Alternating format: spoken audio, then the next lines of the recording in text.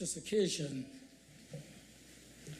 when yet again we are assembled here in the National Assembly of the Parliament of St. Kitts and Nevis to lend support to the discussions that are taking place on the appropriation 2022 Bill 2021. And I make my response, Mr. Speaker, to the budget as presented by the Honorable Minister of Finance and Prime Minister, and member for number 7, as we try to come to terms with the reality that we are facing here in St. Kitts and Nevis at a critical time in our country's development. I want to say, Mr. Speaker, from the very beginning,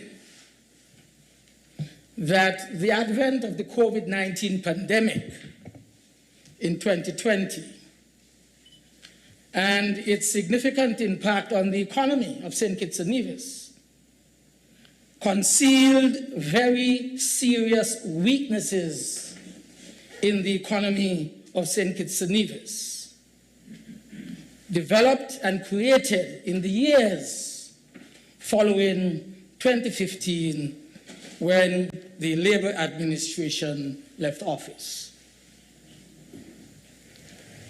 There is no doubt, Mr. Speaker, that the IMF report reveals that real GDP growth fell to as low as 0.9% in 2017, and it never reached the levels of 6.2% and 6.1% that we experienced in 2013 and 2014, respectively, the last 2 years that Labour held office. Mr. Speaker, the fiscal performance of the economy followed a very similar pattern after 2015 and before COVID-19 of 2020.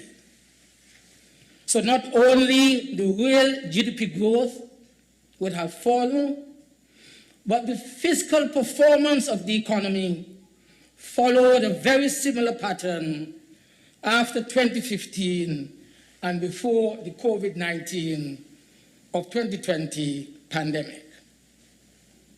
The overall fiscal balance fell from 3.8% of GDP in 2016 to a meager 0.3% in 2019, the year immediately before we felt the impact of COVID-19 pandemic.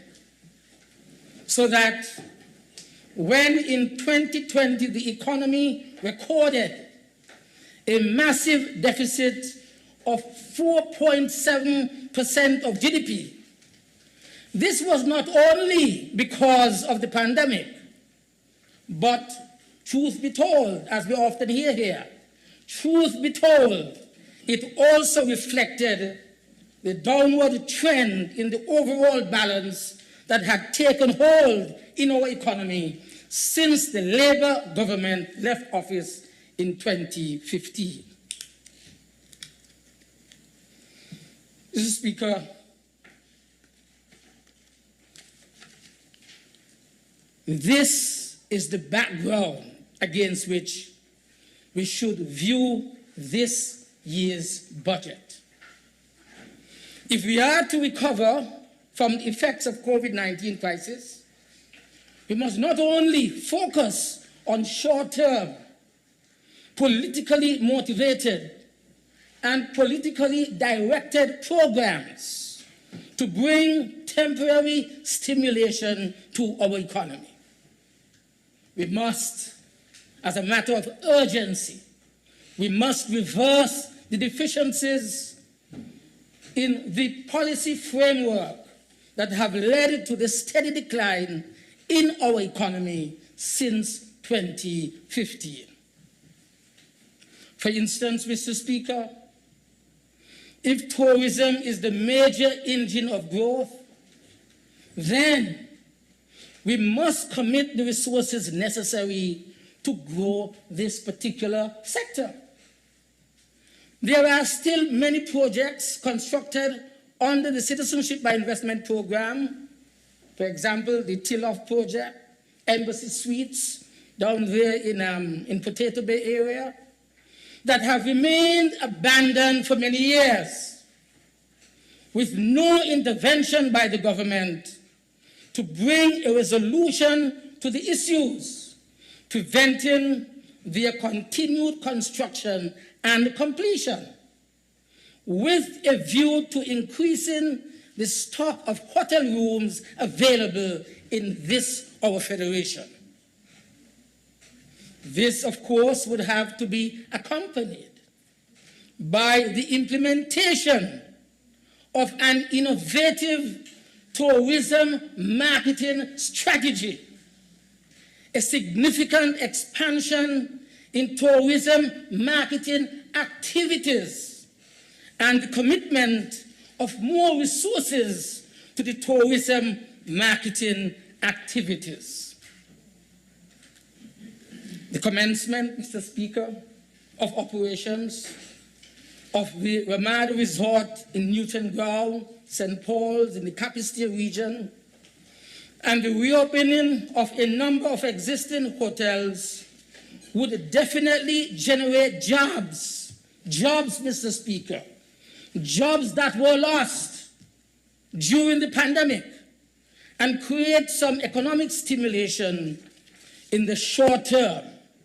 But their operations, Mr. Speaker, over the long term are not sustainable unless there is a steady flow of stay-over tourist visitors to our shores through sustained and well-targeted marketing. Marketing, of course, by the government and the private sector. Instead, Mr. Speaker, in a year in which we are trying to recover from a pandemic, in a year when we are trying to bring more life to our nation and lay the foundation for long-term development, there is a significant, I repeat, contraction in the resources committed to tourism marketing. I want you, Mr. Speaker, to turn with me to page 25, Mr. Speaker, of the estimates, the draft estimates. I want you, Mr. Speaker, to look at volume 1. Volume 1, E 11122, which speaks to the promotion and development of tourism. And you will see, Mr. Speaker, once you found it, you will see, Mr. Speaker, that this has been cut. This particular item, Mr. Speaker, has been cut by nearly $1.5 million, or over 4.5%, Mr. Speaker, page 25. Okay. This, Mr. Speaker, has been cut by nearly $1.5 million, or over 4.5%, Mr. Speaker. And so this, in my view, is a betrayal of the hoteliers who have been encouraged to open or reopen their facilities, while government reduces its marketing efforts and exposes them to the high risk of huge cash shortfalls and thus premature closure. The overall effect, Mr. Speaker, is loss of jobs for employees, and not just those who are working directly in the hotels, not only those young ladies who are in the restaurants and looking after the rooms, etc., but what about the taxi operators? What about other people who are benefiting from the multiplier effect of having these hotels opened? This is why I said that the overall effect is the loss of jobs for employees. And this is a betrayal of our workers who, after many months in the wilderness, have found a few jobs in the hotels, but run the risk now of being laid off again if enough tourists are not attracted to the hotels, because the government's commitment to marketing and promotion of tourism in this country has been cut by nearly $1.5 million, or over 4.5% comparing last year, 2021, to 2022, which we are debating today. Mr. Speaker, this reduction in the resources provided for tourism marketing appears grossly irrational and needs explanation. Not only the Minister of Tourism, but the Prime Minister, Minister of Finance must give explanation to this. It appears irrational. It makes no sense, Mr. Speaker. And that is why I say this morning, at this very early stage, we demand an explanation on this side. Really, we need to know what's going on here. Sorry?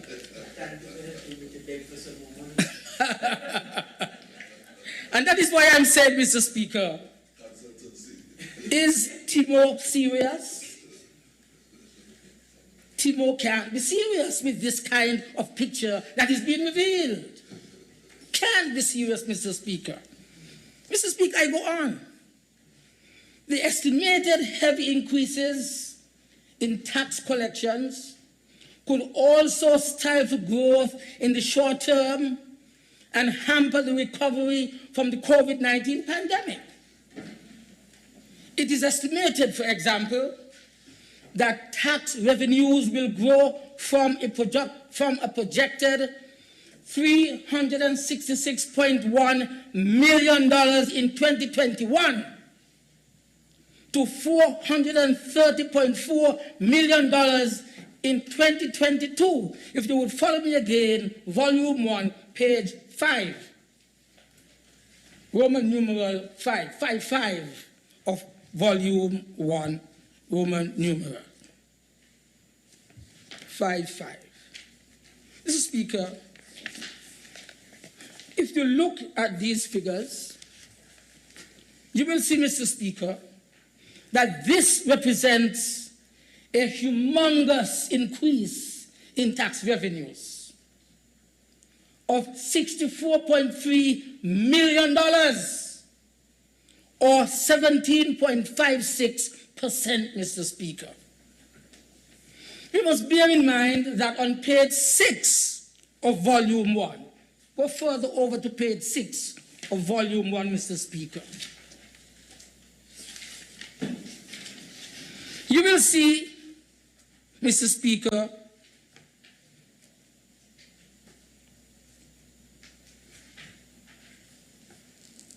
the government is projecting that the economy will grow some 11.28%, so that the estimated growth in tax collections, imagine that, the estimated growth in tax collections is more than 50% higher than the projected growth in the economy, the overall economy itself. Why is this so, Mr. Speaker? Again, people are saying, Timo can't be serious. Timo can't be serious. Is Timo fooling us? Mr. Speaker, as clearly shown on page 55, let us go back to page 55 where it was before. Going back to page 55, Mr. Speaker, the major taxes that are fueling this massive increase in tax revenues estimated for 2022 are income tax. Look at there. On the tax revenue, taxes on income, income tax, Mr. Speaker, which is expected to increase by $8.7 million. We hear about tax-free budget and so, tax-free. But what about tax increases? $1.7 million for house tax, which is 17.32%. 8.7 million, Mr. Speaker, for income tax, or 10.7% increase. House tax of $1.7 million, or 17.32% increase. Value-added tax, the VAT in particular, the VAT, Mr. Speaker, on local goods and services would have increased by $9.5 million, or 22.58%, Mr. Speaker. And I go on to import duty by $13.5 million, or a whopping 26.25% increase. And value-added tax on imported goods, Mr. Speaker, by $5.9 million, or 10.68% increase. Mr. Speaker, I make reference to these because the mammoth increase in value-added tax is particularly worrisome. Worrisome because of its potential impact on inflation and price of goods generally here in St. Kitts and Nevis. Can our consumers bear any more high prices? Again, I repeat, because the senator opposite, Attorney General, doesn't seem to get it. I said the mammoth increase in value-added tax is particularly worrisome because of its potential impact on inflation and the price of goods. For example, even now, Mr. Speaker, take it off. The U.S. is facing considerable inflationary pressures that are already affecting us, and that could get worse, Mr. Speaker, if the supply chain issues that we hear of and speak of every day keep pushing prices upwards if they are not brought under control. That is what worries me, Mr. Speaker. The potential for price increases as a result of the inflationary prospect when you are collecting so much more taxes. Well, after all, especially on VAT and imported duties, if you're paying more, if you're collecting more in these areas, they're going to pass it on to the consumers. The prices must increase. Everybody knows that. So therefore, Mr. Speaker, he's talking about the 17%. Well, do something about it. This is a warning to us, Mr. Speaker. Because you see, at the end of November, I want to remind us, that consumer prices in the USA had risen by 6.8% for that year. And this is the highest level of increase since 1982. Mr. Speaker, it's a fact. This is a warning to all of us. We must therefore, Mr. Speaker, exert great care before implementing policies that could put extra pressure on prices and thereby escalate the domestic rate of inflation to levels beyond international rates in 2022. Yesterday, I listened to the President of the Chamber before the budget was presented. And one of the things that she spoke about was the price of goods in the stores. We cannot afford for prices to increase. And if the government intends to collect so much more taxes, import duty, value-added tax, then it means that there's going to be pressure with regard to the inflationary situation not improving, but in fact becoming worsened, and thus affect the prices of goods, Mr. Speaker.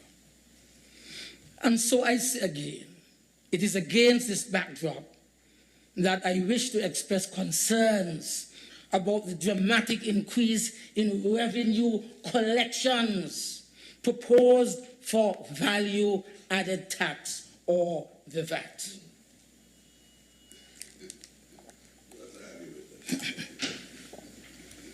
Mr. Speaker, I am especially worried because the proposed increase in collections of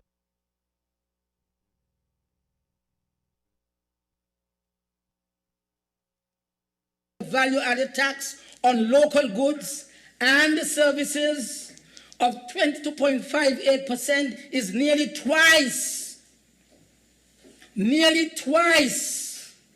the projected rate of economic growth, which is only 11.28%. This could only be achieved by an increase in the rate imposed in respect of value added on domestic goods and services. Hence, this is either an indication of padding or manipulation of the numbers, or it is an indication of the government's intention to increase the rate of value-added tax. Or as it is being said on the streets, that VAT will be added onto our utility bills. What nonsense are you talking about? Example, Skelec. This is what is being said on the street. But the Minister of Finance talked yesterday, and he said about that. But that is what I'm saying. What is he? Is Timo serious? He said that. Or he's fooling us? That is why we ask the questions over there on the streets. Is Timo fooling us? Is Timo serious? What street you talking about?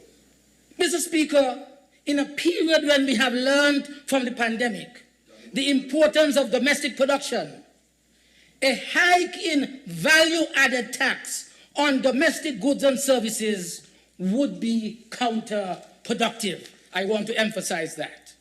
You bring the rate of 17% on that and talking about increasing the rate. Mr. Speaker, You introduce it. this anticipated increase in the intensity of revenue collections will bring severe hardships on our businesses and taxpayers, who in many cases have barely survived the pandemic and still face the risk of insolvency.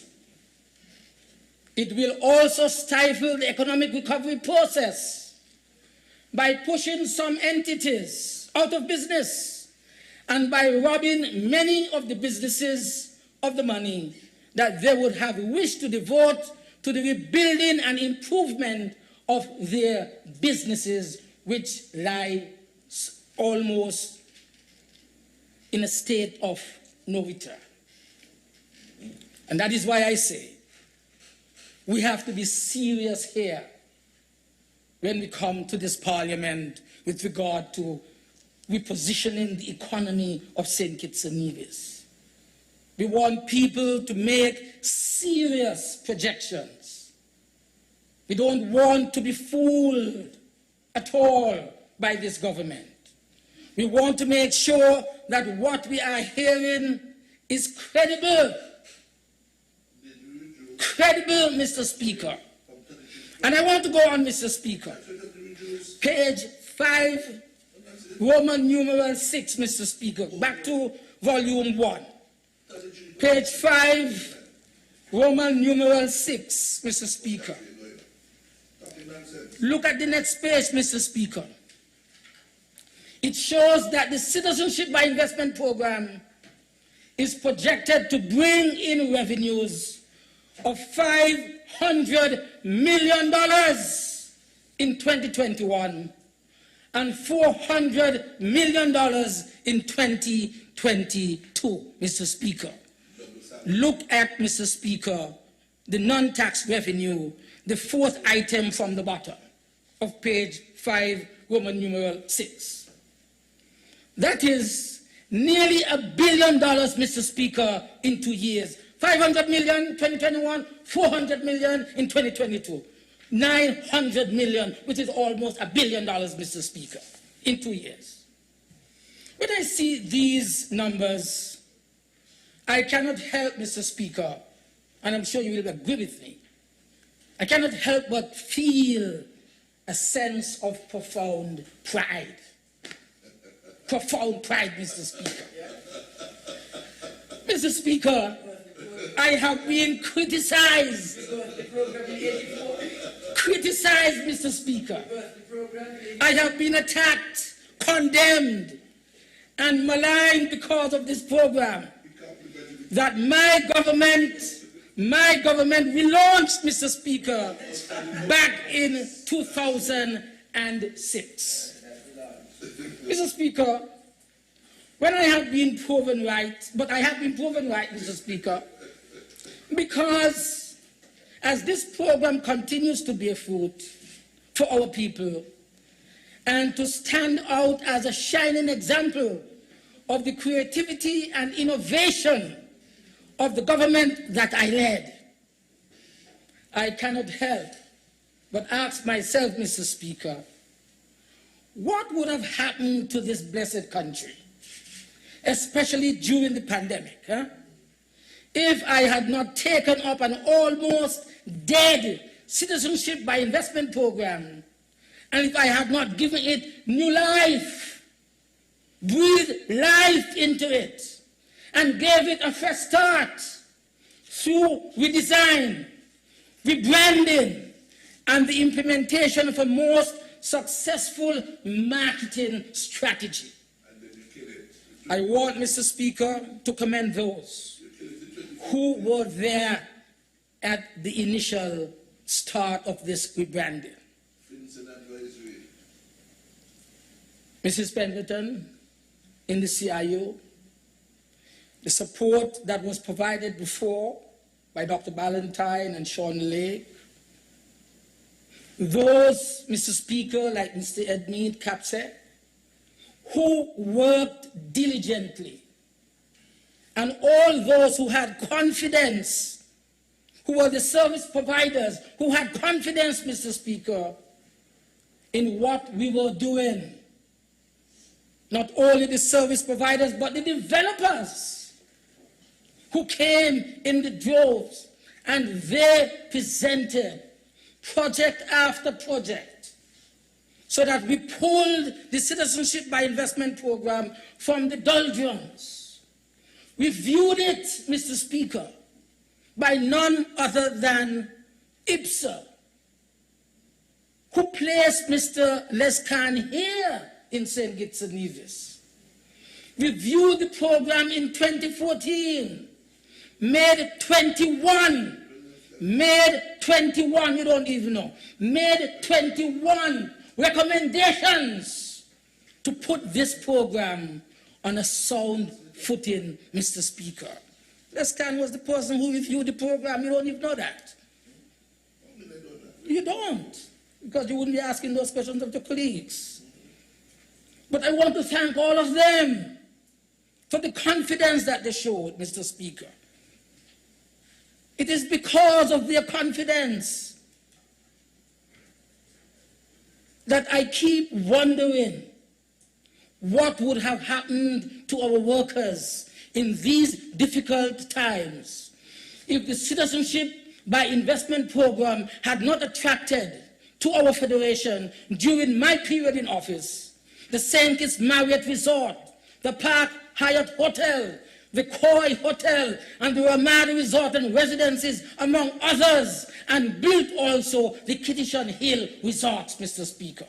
All those I have named came under the rebranded Citizenship by Investment Program. And today, between this year and next year, we are here boasting of $1 billion returned as a result of the functioning of this particular program. Mr. Speaker, the overall fiscal balance is estimated at $4,015,718 for 2022. Again, go over to one page more, Mr. Speaker, page 5, Roman numeral 8.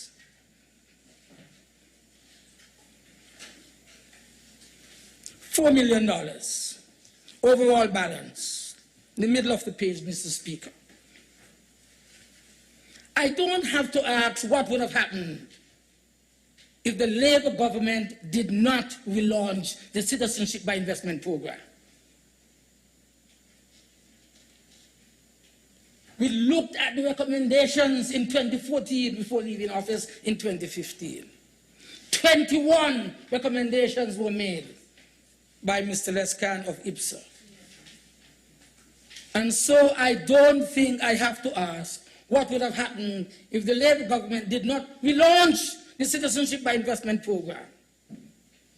It is clearly obvious, Mr. Speaker, that without the $400 million projected for revenues from the Citizenship by Investment Program, the government would have faced a most gigantic and unsustainable overall deficit of some $395,985,282, Mr. Speaker.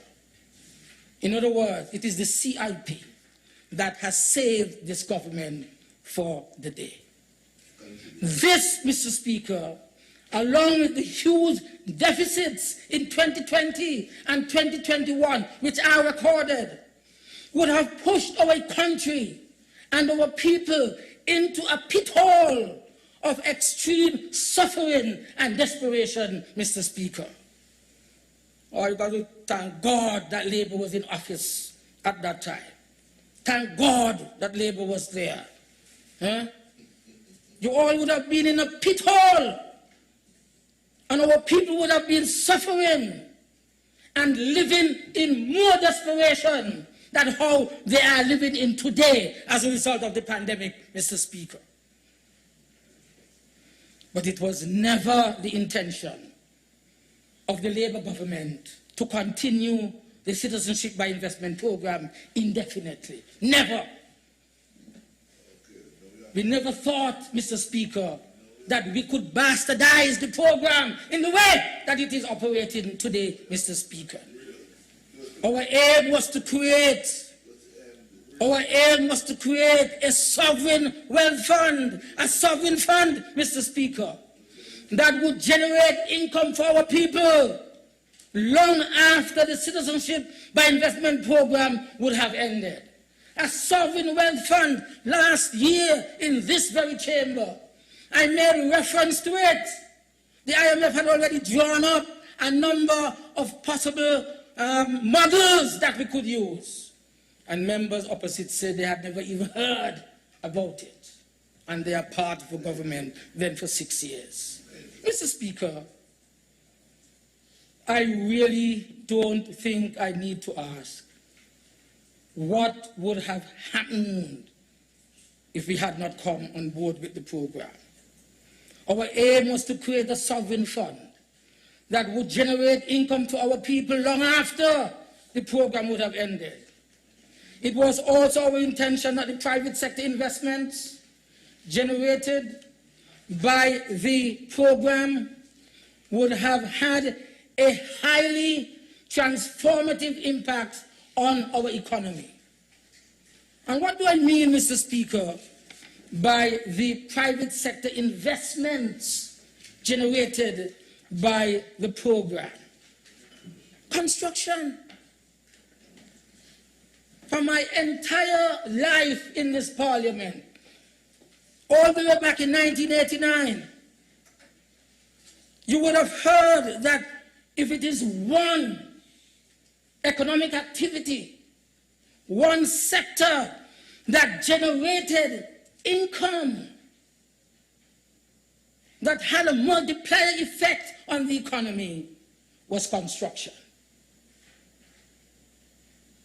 And so, with construction booming then, with the creative industries and entertainment taking a foothold in the domestic economy and impacting positively on the lives of our youth.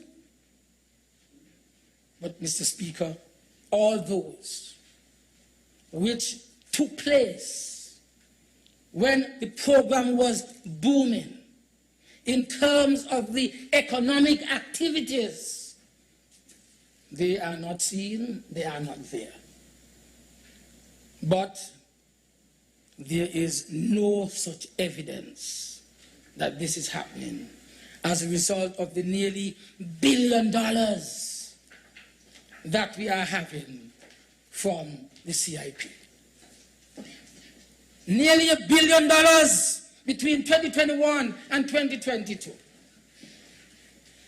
And the economic spin-off that we expect, the construction booming again, the creative industries and entertainment taking a foothold in the domestic economy and impacting positively on the lives of our young people. There is no evidence, Mr. Speaker, that we are realizing any of such activities. Mr. Speaker, each year, the government reports receipts of hundreds of millions of dollars from the government fees in respect of the CIP, which indicates that the real estate developers are receiving even more money out of this particular program. But over the last almost 7 years, Mr. Speaker, that Team Unity has been in office, we have not seen many new investments by the private sector, especially in hotels and CBI-related projects. Where are they, Mr. Speaker? Where are they?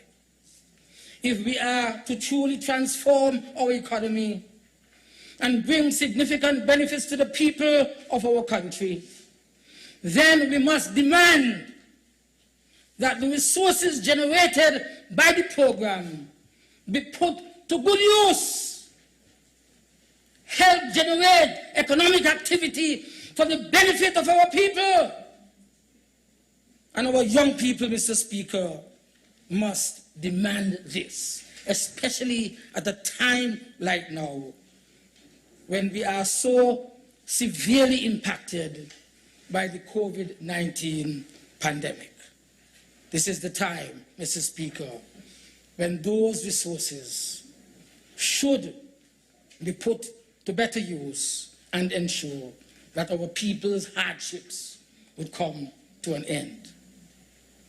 We must also ensure, Mr. Speaker, that the funds committed to the management of the Citizenship by Investment Program are not diverted for other purposes and uses. And here, Mr. Speaker, I note that an extra $33.3 million was allocated to the Office of the Prime Minister under item 05041 on page 58. Look at page 58, Mr. Speaker.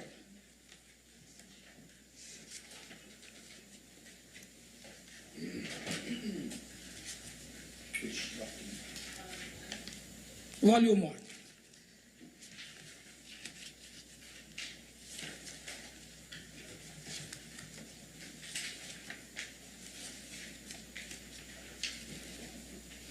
Right. Which is management of citizenship by investment program. And there is no explanation whatsoever that has been given. 5.8, volume 2. Just a minute. Volume 2, sorry.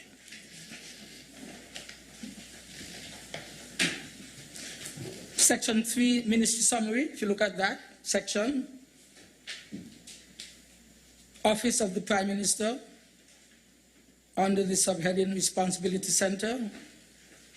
And you go down to Financial Summary, 05041, Manage the Citizenship by Investment Unit. You will see, Mr. Speaker, are you found it? Yes. Right. You will see, Mr. Speaker,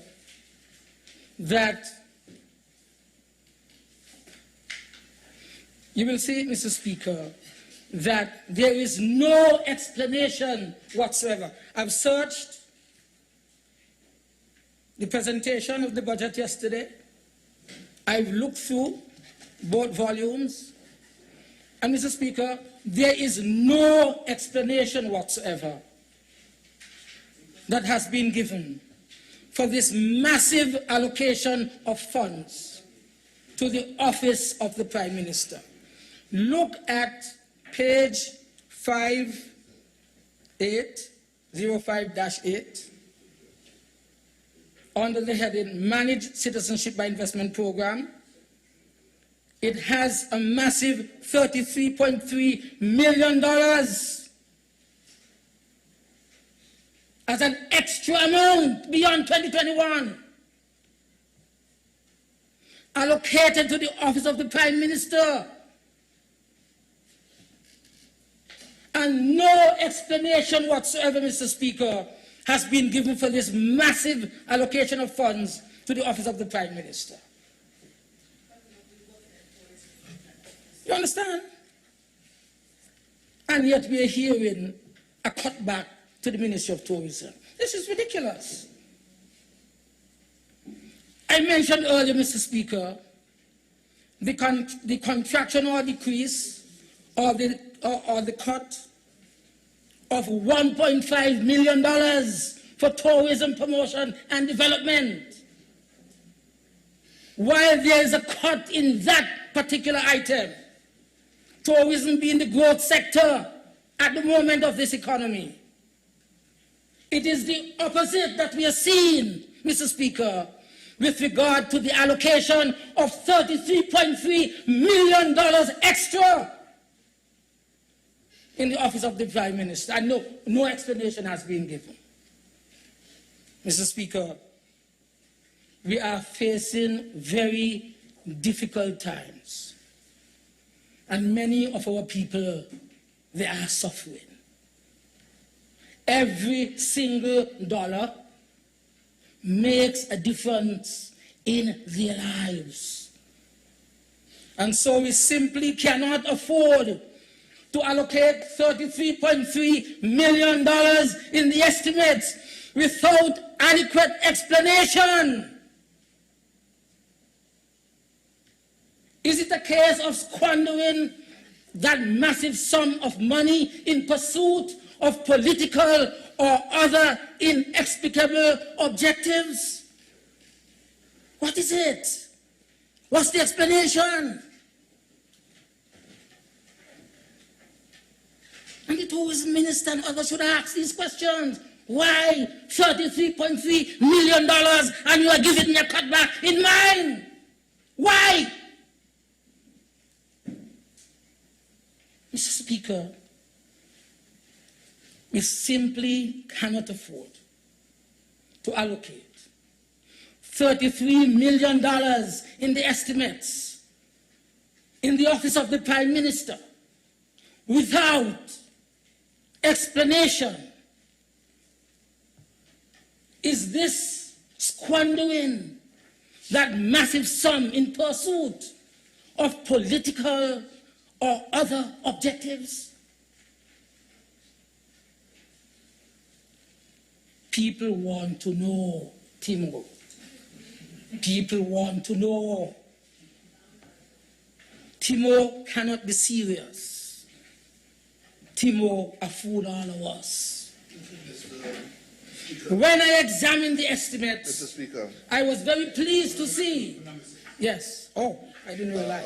our parliamentary procedures require that if a member of parliament is going to be referred to in our speeches, that we give them the proper designation. And I would hope that Timo, that is being referred to, is not really one of our members. And I would ask the member opposite to refer to him by his proper designation, if that is so. If you may please you. Thank you, Honorable Attorney General. I too have been listening closely, and of course, many times it requires a judgment call. And what I will say is this, that if I ever become satisfied that the reference or the use of a nickname is absolutely directed towards a member, I would intervene. I'm sure the member for number 6. Yes, so let's continue. The member said he's aware of it, so let's continue. Right, Mr. Speaker, because you know, if I want to speak directly to any member of this great house, I would do so appropriately. That is not my style, Mr. Speaker. But I am saying, questions out there on the streets, Timo cannot be serious. Timo a fool us. No, I'm just telling you what is asked on the street. I don't know who they refer to. But there's a saying, whoever the cap fits, wear it. Remember that, Mr. Attorney General. So, Mr. Speaker, as I move on, when I examined the estimates, I was very pleased to see a very substantial increase on the personal emoluments. How much time do I have? You began at 10:18, is that correct? 10:18. We have it now. Another hour? Yes. Well, I don't know when we started. 10:18? And right. So I'm doing good on time. That's true. I better take some water.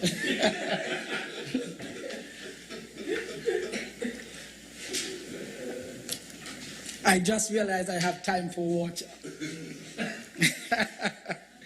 I would say, Mr. Speaker, when I examined the estimates, I was very pleased to see a very substantial increase on the personal emoluments. And so I assumed that our hard-working public servants and government employees, as well as pensioners, were going to enjoy an increase in salary.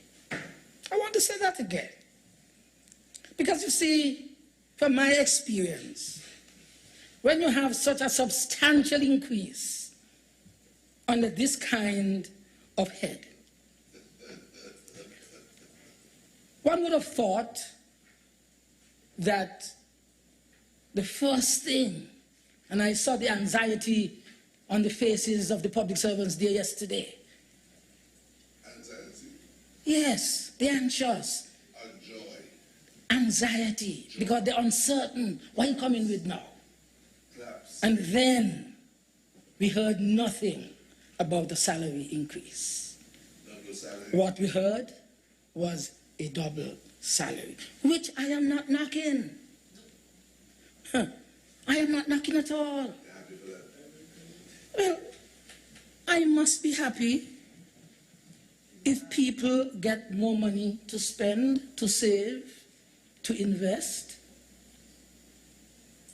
But it would be happier if all would have been able to enjoy such a largesse, I call it. You mean to also the public service Yes. and double salary, also the public service? But find a way. I'm not talking about double salary. It's money from the government. Find a way. Find all the time. Brother, sorry. Do you know how many people out there going to sleep at nights with their children hungry?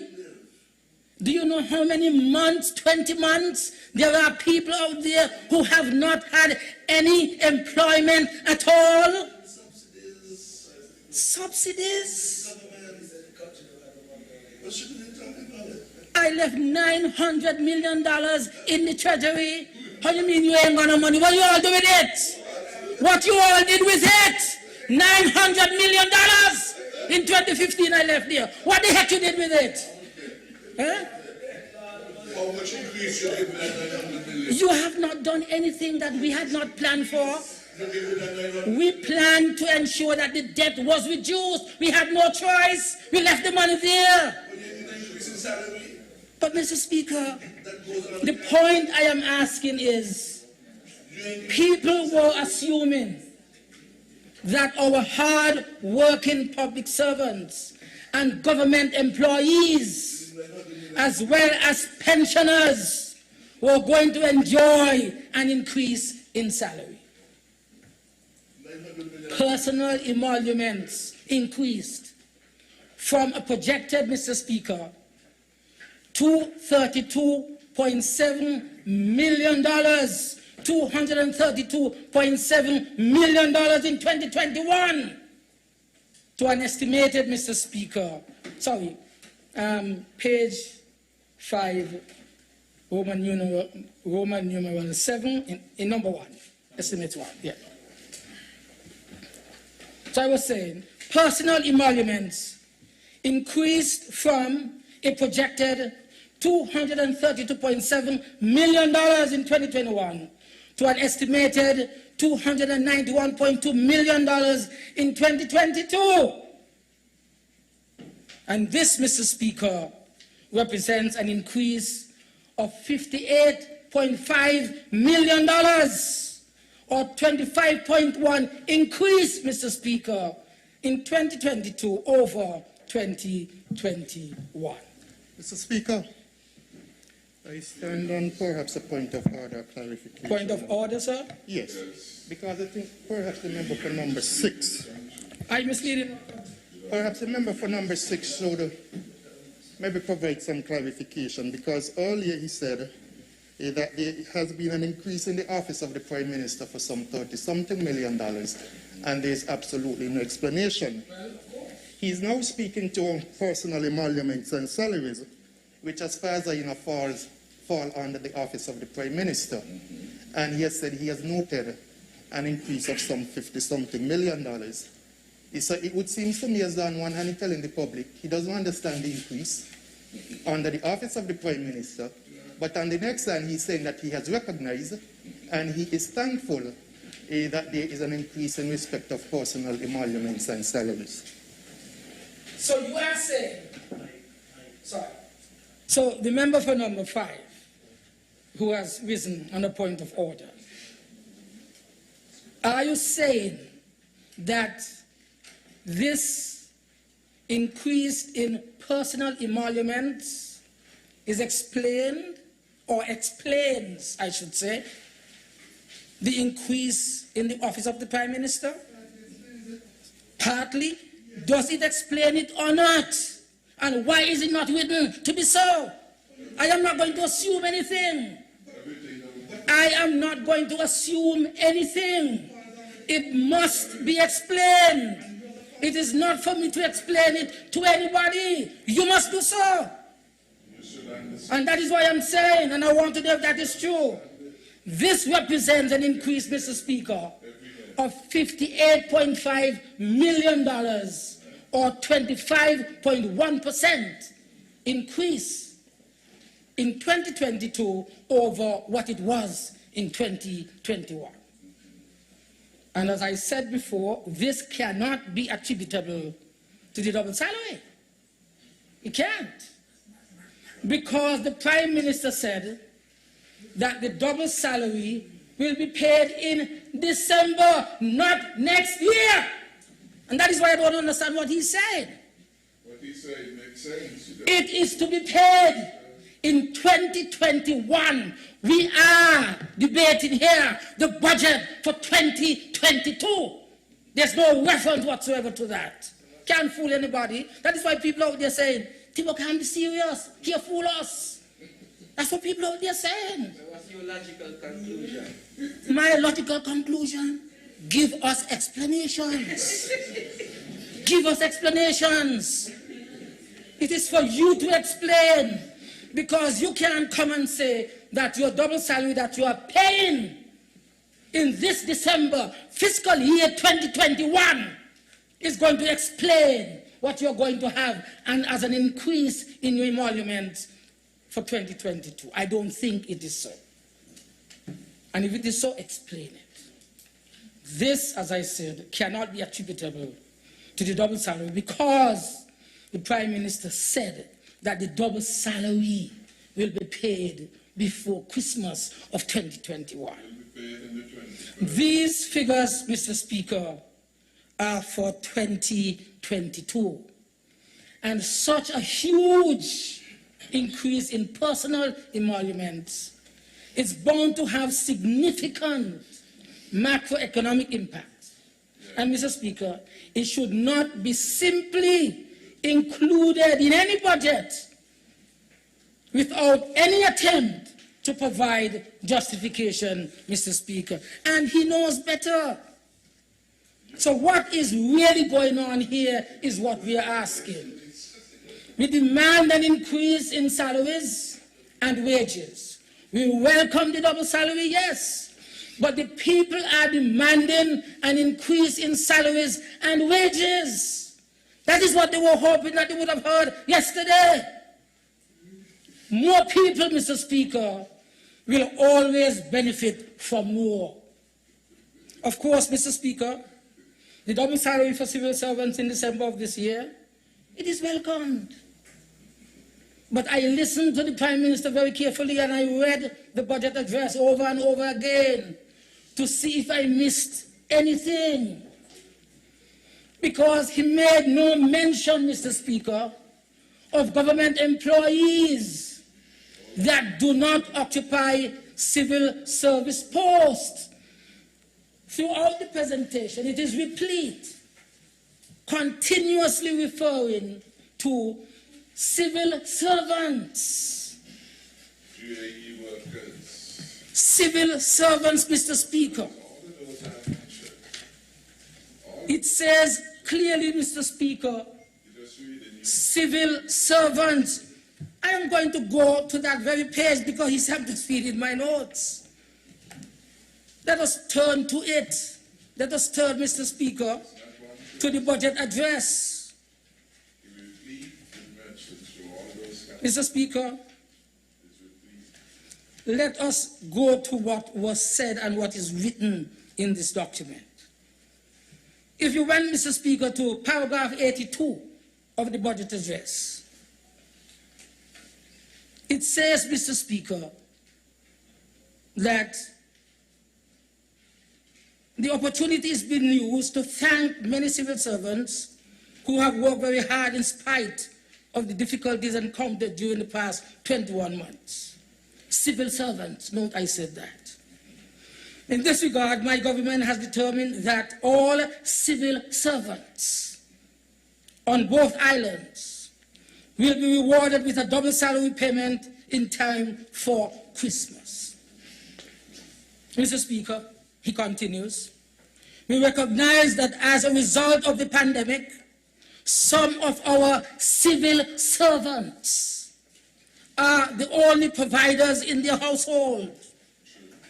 Continues, Mr. Speaker, many are forced to now singularly carry the financial burden of providing for their families civil servants.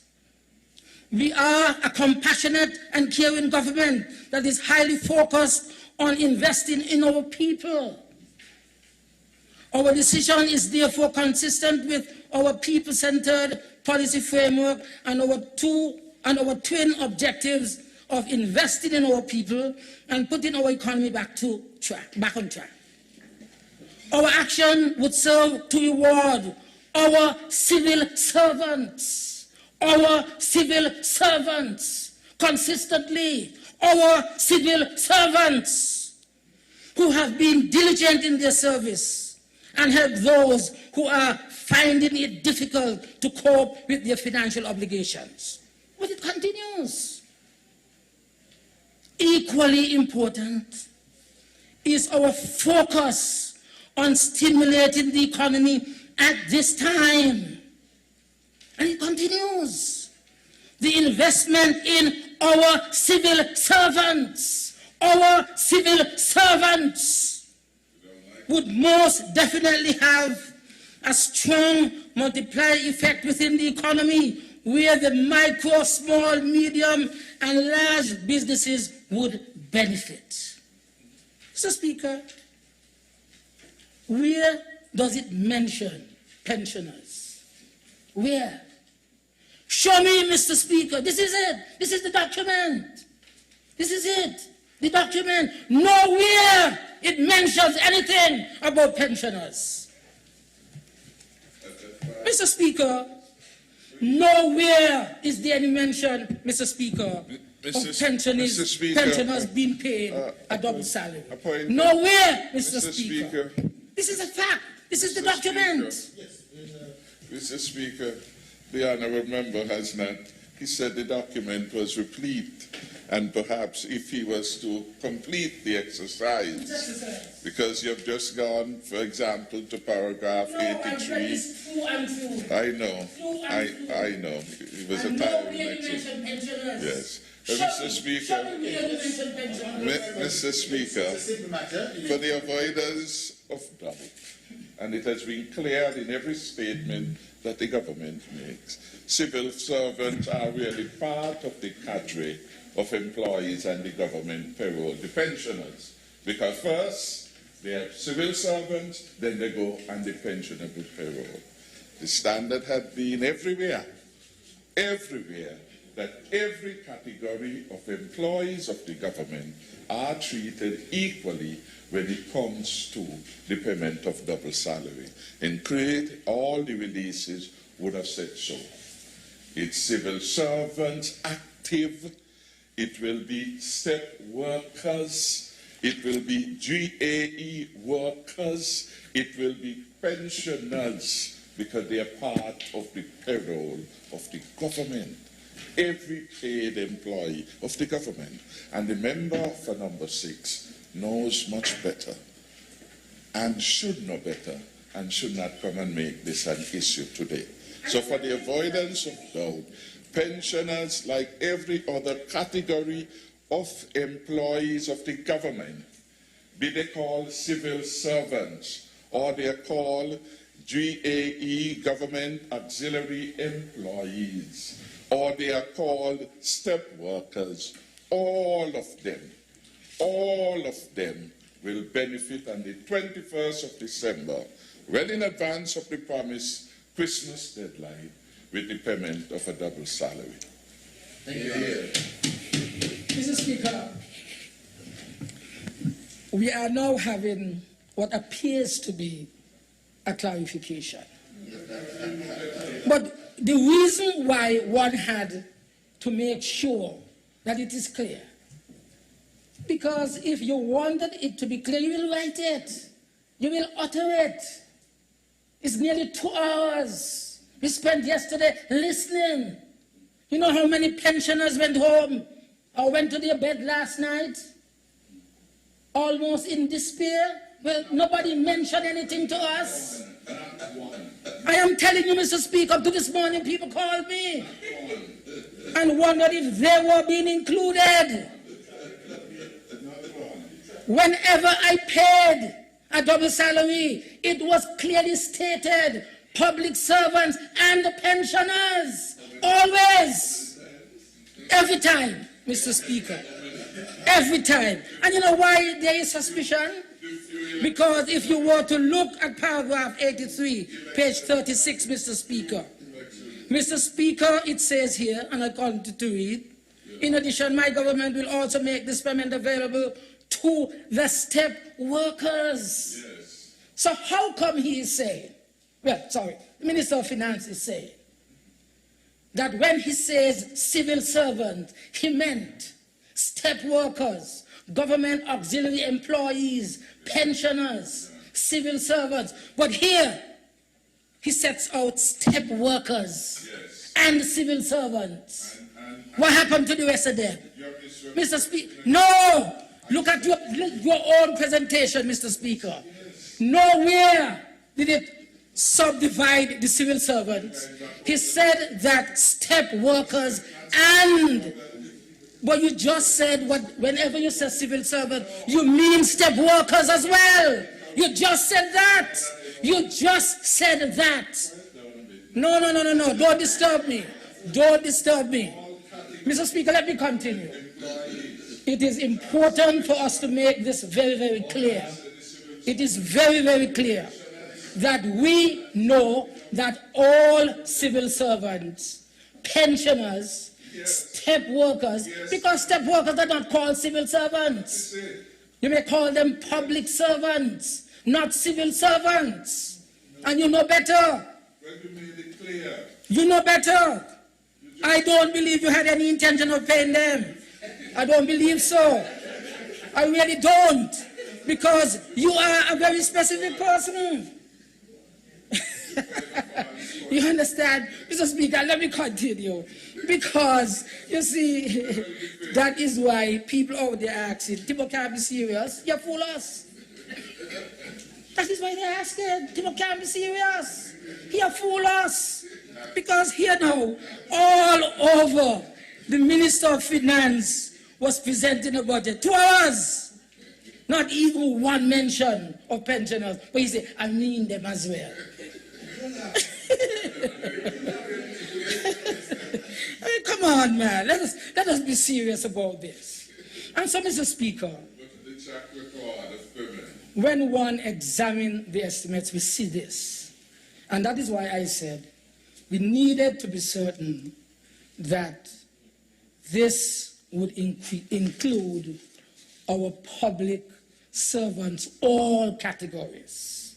Civil servants, pensioners, JAE workers, step workers, and, as was also mentioned, those who are in statutory corporations. If their accounts would somehow support an increase, then this increase should be given. Doesn't say that the government is going to step in at all. If their accounts, if their situation is such, fiscal situation is such, that they can afford, then they may be paid by their board. So the government is going to give them, if the boards can't agree to it. Why would the government do? Why? Why didn't you pay the GA? They are public servants as well. Why didn't you pay the honorary? It's true that they are statutory corp workers, but they are, Mr. Speaker, to some extent, government employees in a way. In a way? Yeah, they are statutory corporation workers, and usually they are categorized in that way. So we would also want to know if these persons are going to be given this opportunity like others. Mr. Speaker, I was saying that the double salary for civil servants is welcome. I have made it clear that in the history where a double salary was paid, everybody, as public servants, would enjoy it. Neither on the labor nor on the PAM, I saw any difference. And that is why I am heartened to understand that there is a serious consideration of including them, because it is important for them to be included. Mr. Speaker, because you see, all pensioners of the public sector and all persons of the public sector have felt the impact, Mr. Speaker, of COVID-19. So I am glad to hear this morning that I don't even know if I get a salary, to be frank with you. I don't even know if I get a salary. And the Attorney General would know that. He would know that. Even if there was not, a lot of people in the hotel sector would have been severely impacted. And maybe a lot of them, where civil servants are included in that household, definitely could have had a difference in terms of how they approach the season, knowing that there is something for them in terms of a double salary. But again, I emphasize, an increase in salary and wages is what people would have preferred. Mr. Speaker, well, what category you put me in? Well, if parliamentarians are getting increased, why not? Not an increase, a double salary. Why not? Well, maybe I know. You should explain that. There's an increase on the remuneration for parliamentarians. That is why I said the Attorney General should know. Whatever you look forward to, I look forward to. I think that is important. So, Mr. Speaker, and I think we will come to that. Mr. Speaker. Remember, could I say me too?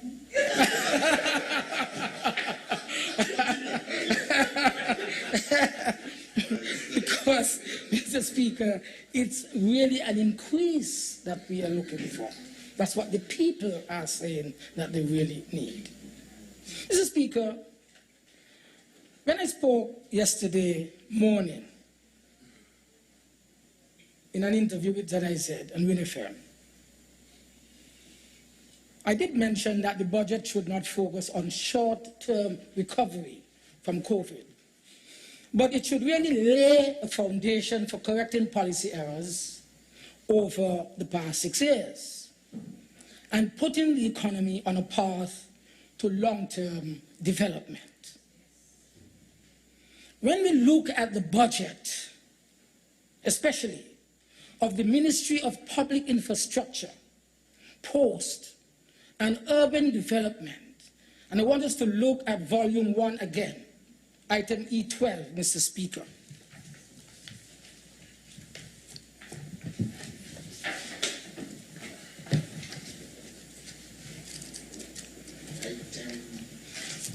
E12, Volume 1, page 10, sorry. Page 10, Mr. Speaker. E12, Manage Public Infrastructure, Post, and Urban Development. And look on the transfer, and you basically recognize we see no serious attempt to stimulate the recovery or to address, Mr. Speaker, any long-term developmental issues. If there's going to be serious attempt to push development, increase spending, and help to generate some growth in the economy, you usually would look to this ministry and what is allocated to it, to look at what to expect in terms of development. And as I said, if you look at this item, we see no attempt no recorded attempt to stimulate recovery or to address long-term developmental issues. I know, Mr. Speaker, again, if you turn with me to page 12-19 of volume 2, over a little more to 12-19.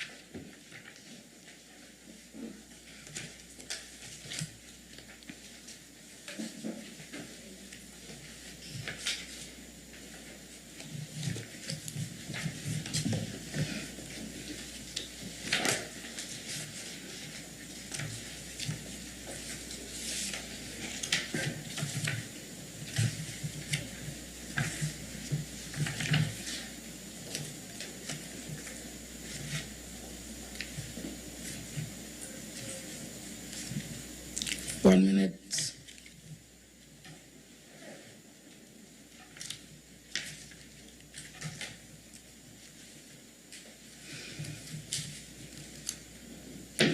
$12.19, maybe like in the middle of volume 2. If you look at that, Mr. Speaker,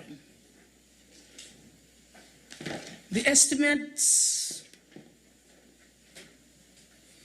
would show us that the funds allocated to this ministry, same ministry, has been cut dramatically. 12-19.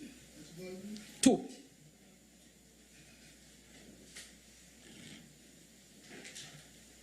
The funds allocated in this ministry have been cut dramatically from an estimated $51.8 million to $41.44 million.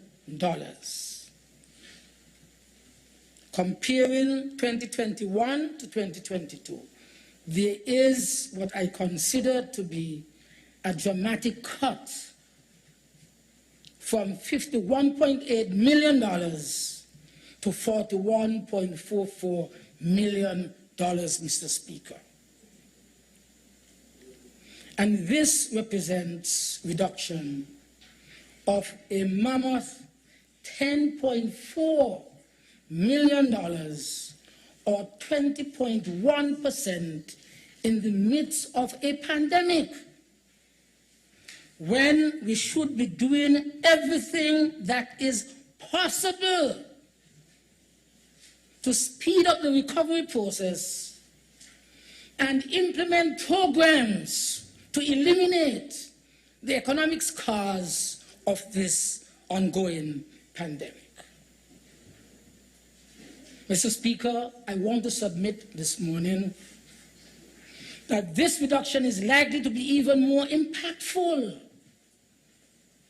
because the capital budget under this ministry has shrunk by a most shocking 35.6% from $40 million in 2021 to $29.5 million.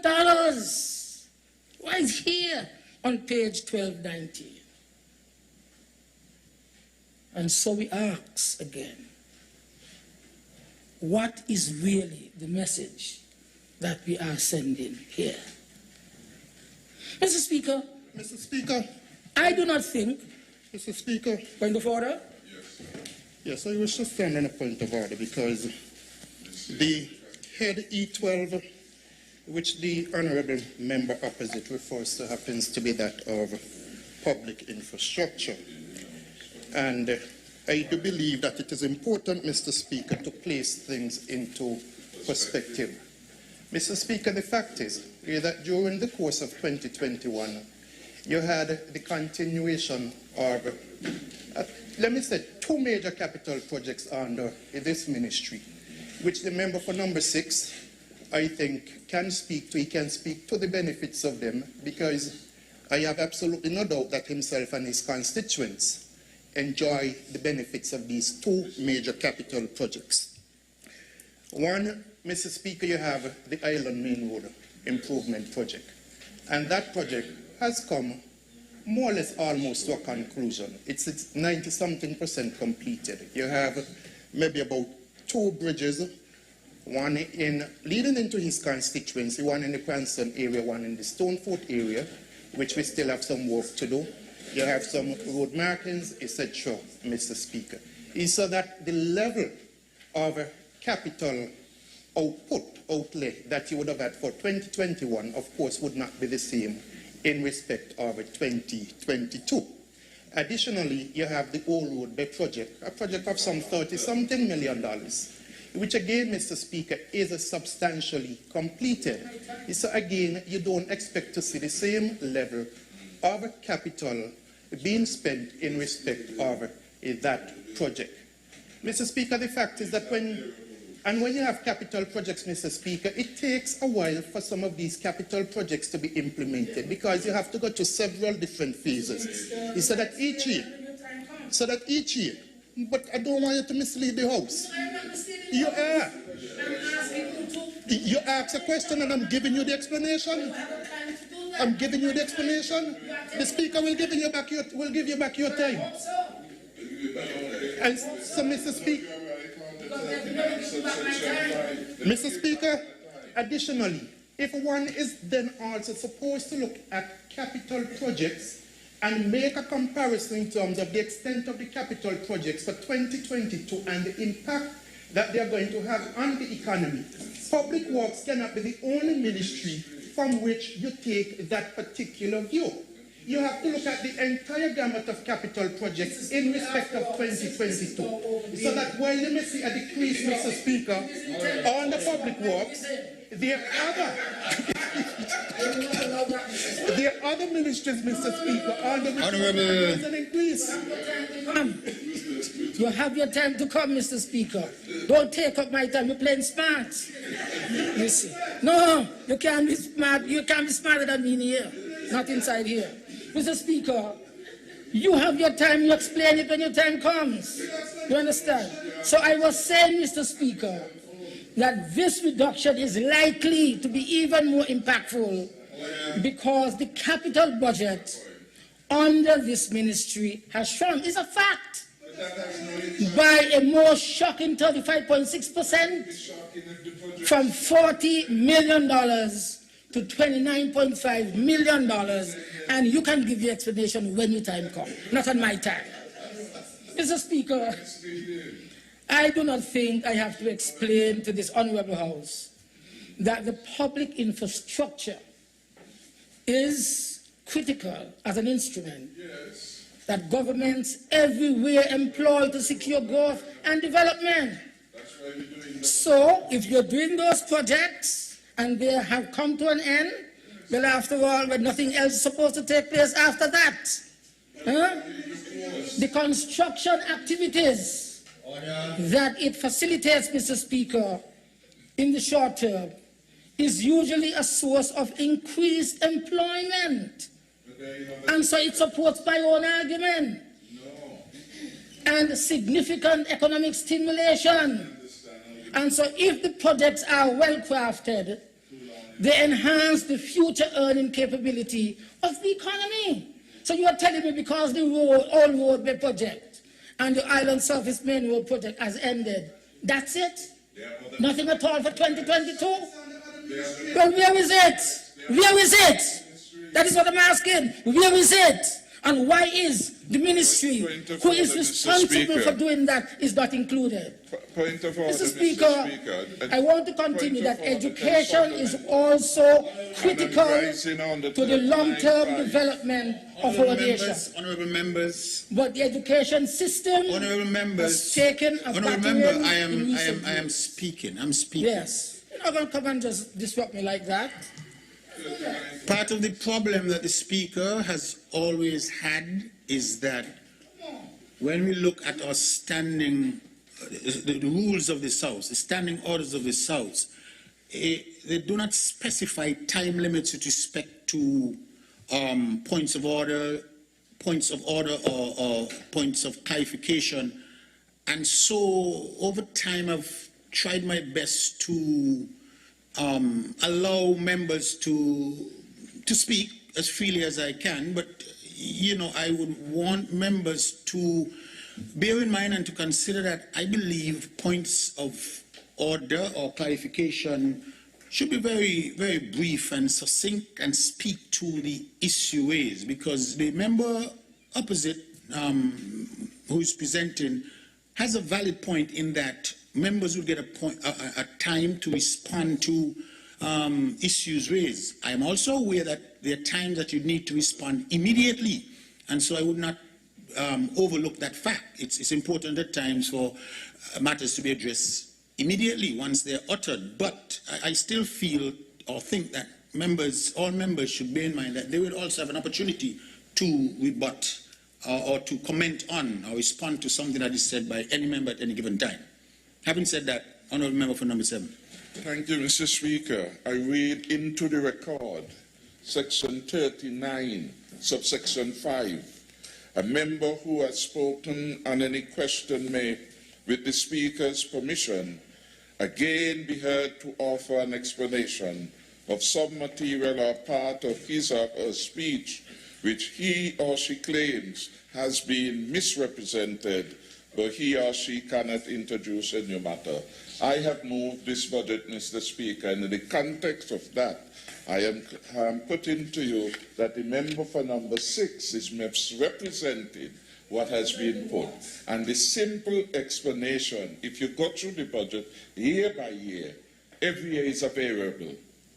Because as projects are implemented, the figure required in any year will be reduced. And the second point I will make quickly, so that explains the fall. The roadwork, which was a major project at the start, the life of it, each year, portions of it are being done, so less is required.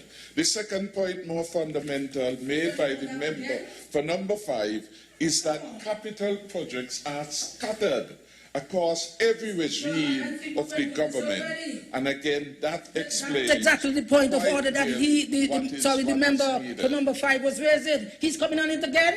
We've moved on. 39.5, sir. You can't be disturbing me like that. 39.5. You spoke for 2 hours yesterday. Nobody interrupted you. Honourable Why members, won't you interrupt before? again, I don't think Come we on. are at... Come on, man. Fairness is Honourable fairness. members, 2 hours you had yesterday. Nobody interrupted you. And you want to come and disturb me? Don't disturb me. Let me make my presentation. You have your Honourable wrap-up to members, do. order, Come on. order. I don't What are you doing think... this for? I don't Mr. think... Speaker. Honourable members, What's up this behavior? That is your typical behavior. Nobody must criticize you. Come on. Honourable members, I do not think we are at any variance with what I have said.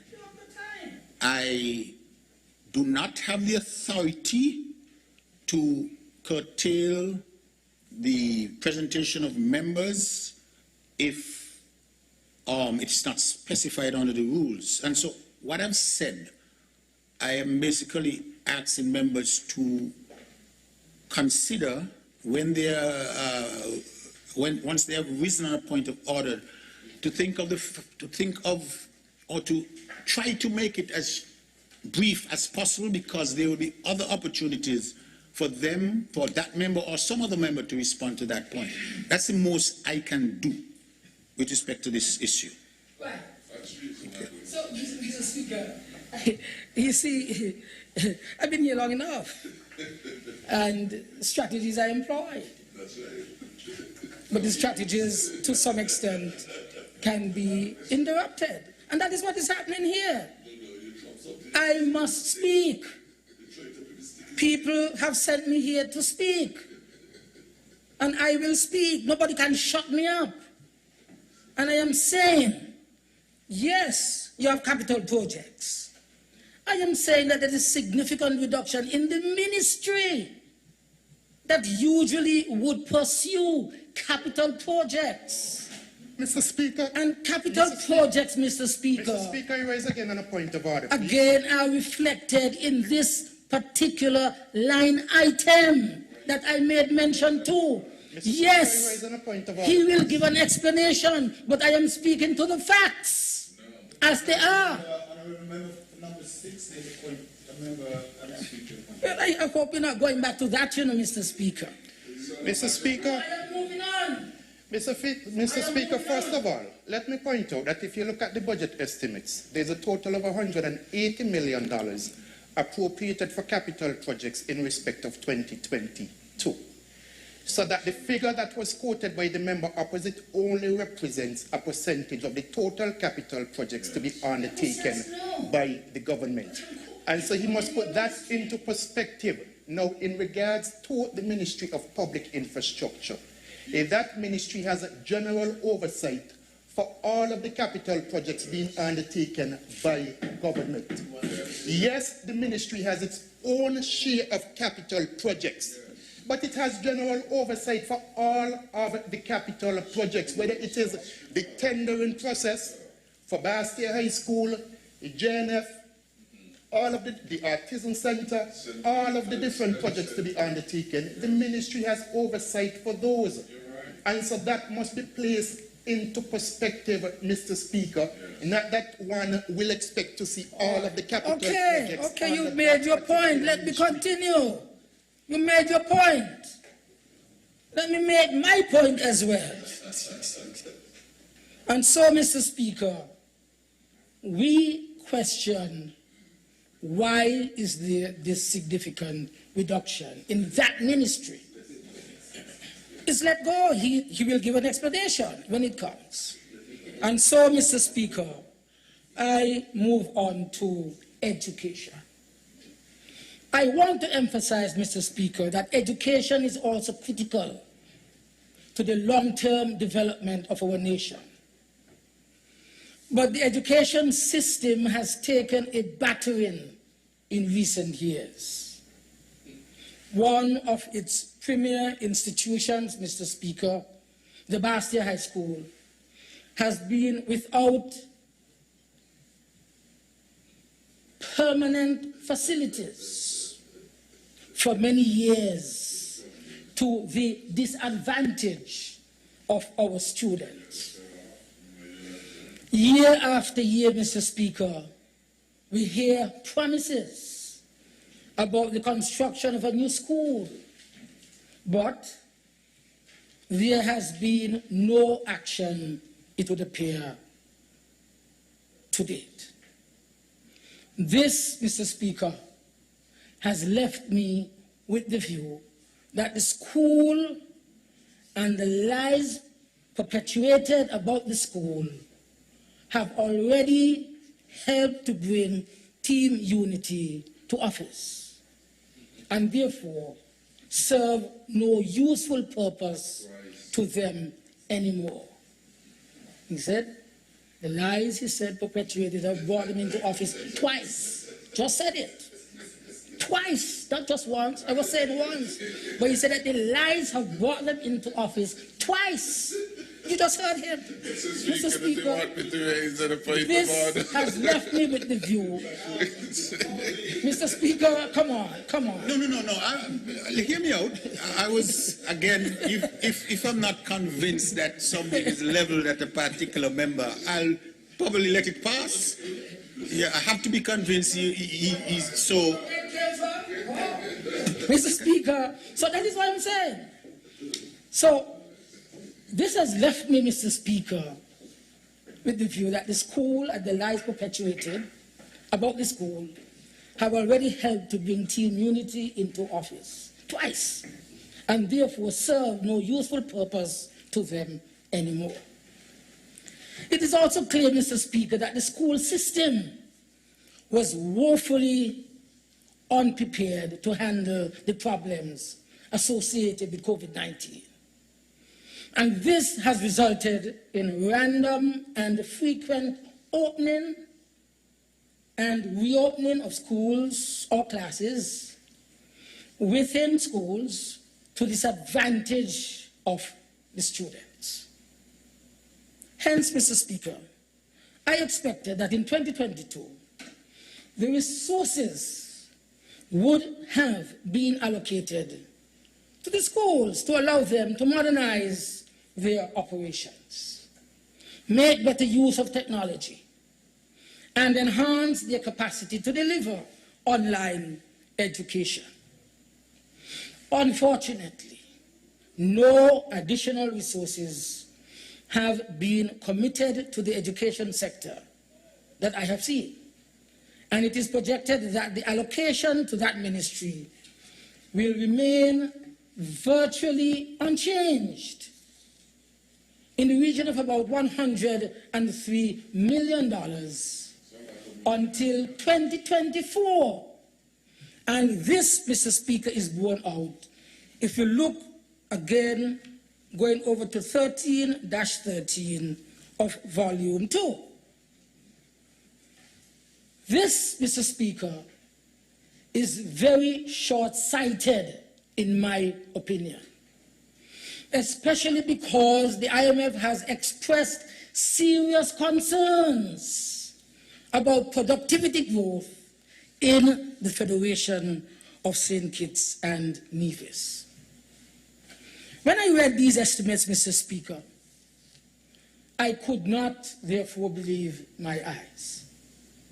I could not believe that the funds for education are being held constant over the next 3 years, and that the funds for tourism promotion and for infrastructure development have been so dramatically reduced in a year after we have reopened the economy. And when we are looking forward to speeding up the recovery process and placing the economy on a sustainable growth path while living with COVID.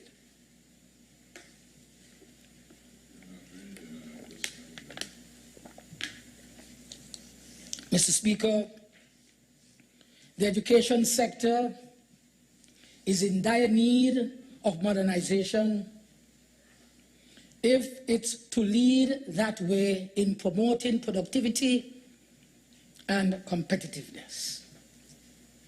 And the tourism and infrastructure development sectors have been the primary catalysts for growth in our economy.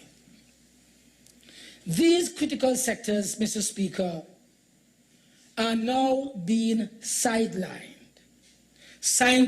without any explanation as to how we intend to enhance productivity and what will replace tourism and infrastructure development as major engines of growth, major engines of employment, and major engines of economic activity. And while we see insignificant investments or allocations to the other sectors, we observe massive allocations to the Office of the Prime Minister that is fencing in the Office of the Prime Minister into wealth, but excluding all other ministries, padding the Office of the Prime Minister while neglecting, it would appear, the other ministries. Mr. Speaker, I was left to conclude that this is quite likely, Mr. Speaker, a game of politics, and that the government is putting political maneuvering ahead of the well-being of our people. The Minister of Education, with respect, is from the People's Action Movement, and his desire to see PAM enjoy the fresh air of independence and self-management is well known. The minister responsible for tourism is from the People's Action Movement as well. And he seems very concerned about maintaining the identity of PAM even in a unity government. Mr. Speaker, there is really no mention in the budget about renewable energy. None whatsoever. In a new economy, with our people living with COVID, but being modern in supporting innovation, technology, and green energy. How can we, as a nation, adapt to live with COVID and in a budget that is to prepare us for 2022 and beyond? No mention whatsoever is made of renewable energy. Am I reading wrongly?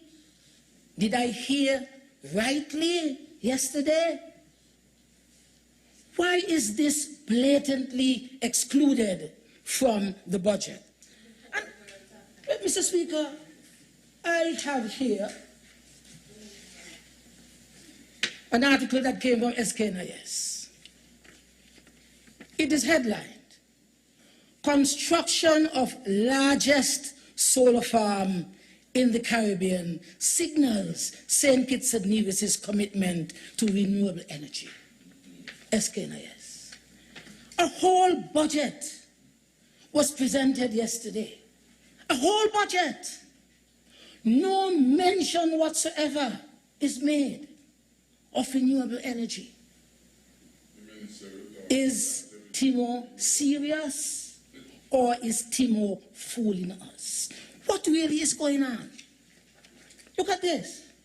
This speaks of a massive development that is to take place.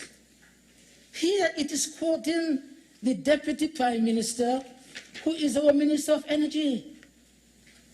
We are talking about 100 acres of crown land located in the Royal Bastia Valley National Park and costing $70 million for a microgrid that will bring into being one of the most modern, we are told, energy farm, renewable energy farm, solar energy farm in St. Kitts and Nevis. But there is no mention in the budget about renewable energy in this new economy that we are speaking to. Why is this blatantly excluded? But, Mr. Speaker, I am reminded that the minister responsible for infrastructure and renewable energy and the greening of the economy is not only from PAM, but he is the leader of PAM. And he has publicly stated that he thinks, and his elders and members of his party believe, it is his turn to become Prime Minister after next general election. And so I ask, Mr. Speaker, could this be the reason for the contraction or stagnation of the budgets of these important ministries? Yes, I've heard the Deputy Prime Minister respond. And what about agriculture? And what about agriculture and food security? Are we serious, Mr. Speaker, with declining support given to this, which should be our next growth and productive sector in the economy? Huh? I note that the Minister of Agriculture is also from CCM. And so I ask, is Timo serious? Is Timo fooling us? Mr. Speaker, should our country, in the midst of this devastating crisis, suffer as a result of the competition for power and the outright battle between the members, between the members of the so-called Team Unity government? Honorable members, I leave you to answer these questions for yourselves. I would only say that if it is true that the ministers of PAM and possibly CCM are being discriminated against in this way, then their ability to serve their constituencies that elected them is seriously impaired. And every day they remain in this unity construct, they plunge another nail in the coffin of PAM and CCM. However, Mr. Speaker, I would like to assure the supporters of PAM and CCM too that they can avoid the abandonment, Mr. Speaker, and neglect of their leaders by finding a home in labor. They can find a home in labor, Mr. Speaker. Our new leader, Dr. Terence Dew, who is there? Stand up, brother. He's right here. Our new leader. Our new leader, Mr. Speaker. Our new leader, Dr. Terence Dew, welcomes them, I can say.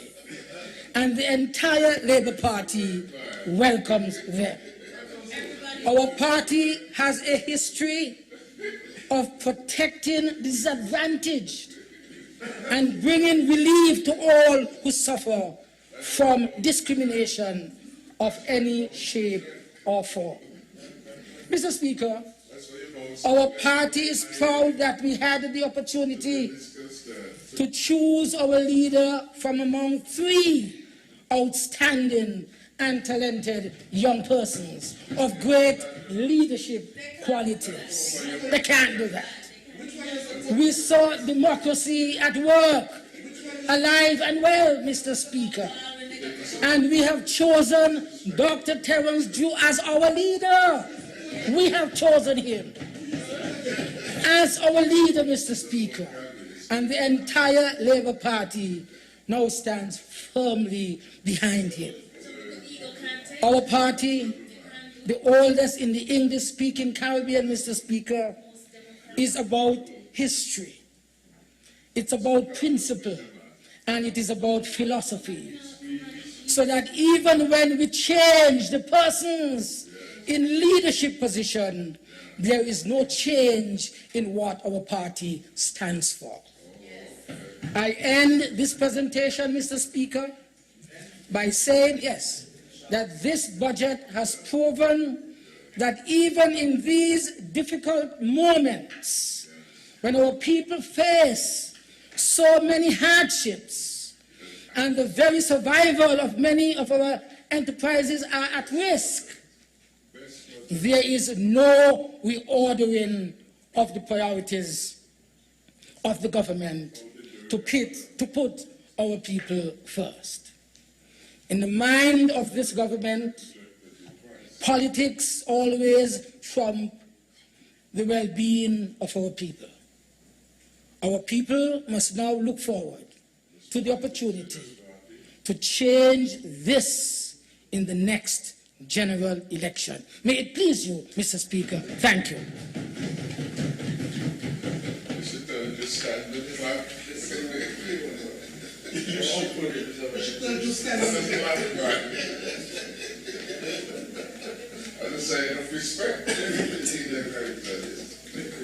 Thank you. Thank you, Honourable Member for St. Christopher 6. Who would have spoken in a time of 13 minutes short of 2 hours, whatever that time is. Yes. Yes, I now recognize the Honourable Minister Wendy Phipps with her presentation. Senator and Minister. Thank you, Mr. Speaker. First of all, I want to, from the outset, indicate that I am rising to extend my full support to the Appropriation 2022 Bill 2021.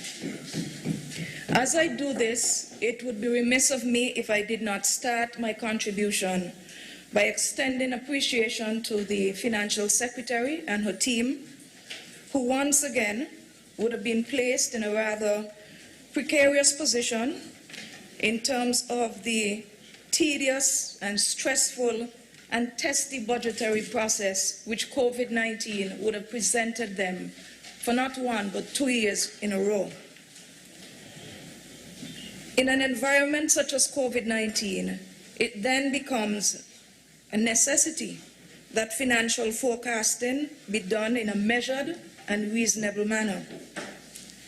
And the reasons for this are simple: that COVID-19 continues to be fraught with unparalleled economic uncertainties that are brought about by the virus, its volatility, its mutations, and also the vagaries that COVID-19 demand that we, in the way we run government, continue to be cautiously optimistic in terms of the conservative nature of our spending and to avoid wastage where possible. In my opinion, Mr. Speaker, the Ministry of Finance has succeeded in guiding us through this budgetary process in a manner that has produced a budget for 2022 that is, just as the team suggests, people-centric. And based on the provisions that are outlined, in my opinion, humbly, I see it that in so doing, we are watering the roots of our economic grounding that will enable us to get back on track on the path of growth and development on which we were traveling prior to the onslaught of COVID-19 in March of 2020. And I say all of this to point to several reasons in support of what I say. We have seen, for example, the largest ever budgetary allocation to the Ministry of Education to the tune of $104.5 million. This is unprecedented in the history of this country. The second reason I would give is the increase in capitalization for the Poverty Alleviation Program in order to bring further household support to persons who are displaced by the pandemic, whose households are earning less than $3,000 per month. And we are seeing that the figure that has been allocated is some $32.3 million. And the mover of the bill would have been careful to note yesterday that this amounts to an addition of some 1,056 persons being added. And you can refer to paragraph 7 and 86 of the budget address to see this for yourself. The severance payment fund. There's also been an injection in capital of an additional $5 million in order to continue to respond to the ongoing contraction in terms of the job market as a result of job losses. And the fourth area is the commitment to provide a third stimulus package to bring relief to persons who are struggling financially as a result of the pandemic. There are other areas throughout the budgetary considerations enshrined in the 2 volumes which will bear out the people-centered approach. But I would leave that to the other ministers who are yet to come in terms of defending their own ministerial allotments for the fiscal year 2022. We should consider ourselves, Mr. Speaker, in St. Kitts and Nevis to be very fortunate that thus far we would have weathered the socio-economic storms brought about by COVID quite well when we compare ourselves to other jurisdictions. About a year ago, we had several CARICOM countries who could not even meet payroll. These would have included countries such as Jamaica, St. Lucia, Antigua, and Barbuda. And at no time during this pandemic was this government ever in a crunch to meet salaries and to meet the allowances for pensioners, step workers, etc. Strong point. We also have to commend at the same time the leadership of our public health systems for guiding us through this pandemic.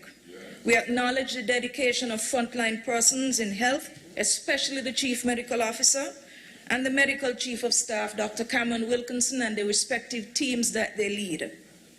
About 1 year ago, Mr. Speaker, we were at about 28 cases and 0 deaths, at a time when our borders would have only been reopened for less than 45 days.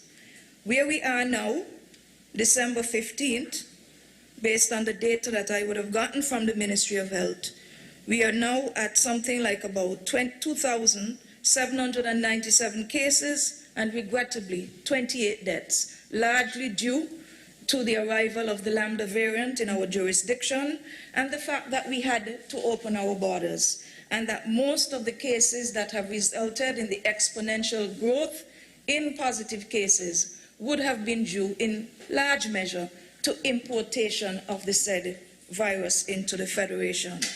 Of course, we are cautiously optimistic that now, having opened our borders and recognizing that we cannot continue a practice of lockdowns and curfews, etc., to insulate ourselves from the rest of the world, that we still have to be careful and prepare as best we could for the Omicron variant, which has now overtaken jurisdictions like the UK and now the US as the leading variant to contend with.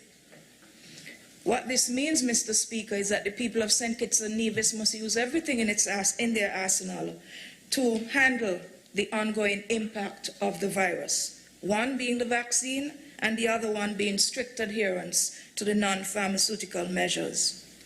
Everybody in this country has a part to play, and nobody should be excused from doing his or her part. Everybody is responsible for him or herself and for their fellow citizens. And as such, that is a message that we should consistently drum into the minds and hearts of our people so that we protect ourselves, but also vulnerable individuals, especially our children and our elderly citizens. I could not go into this budget debate without commending the human service provided by the COVID-19 task force. This task force has been working now for just shy of 2 years, and it is unlike any other task force that we have ever seen in the history of this country. And by extension, that is so because of the fact that none of us have ever had to go through a pandemic before.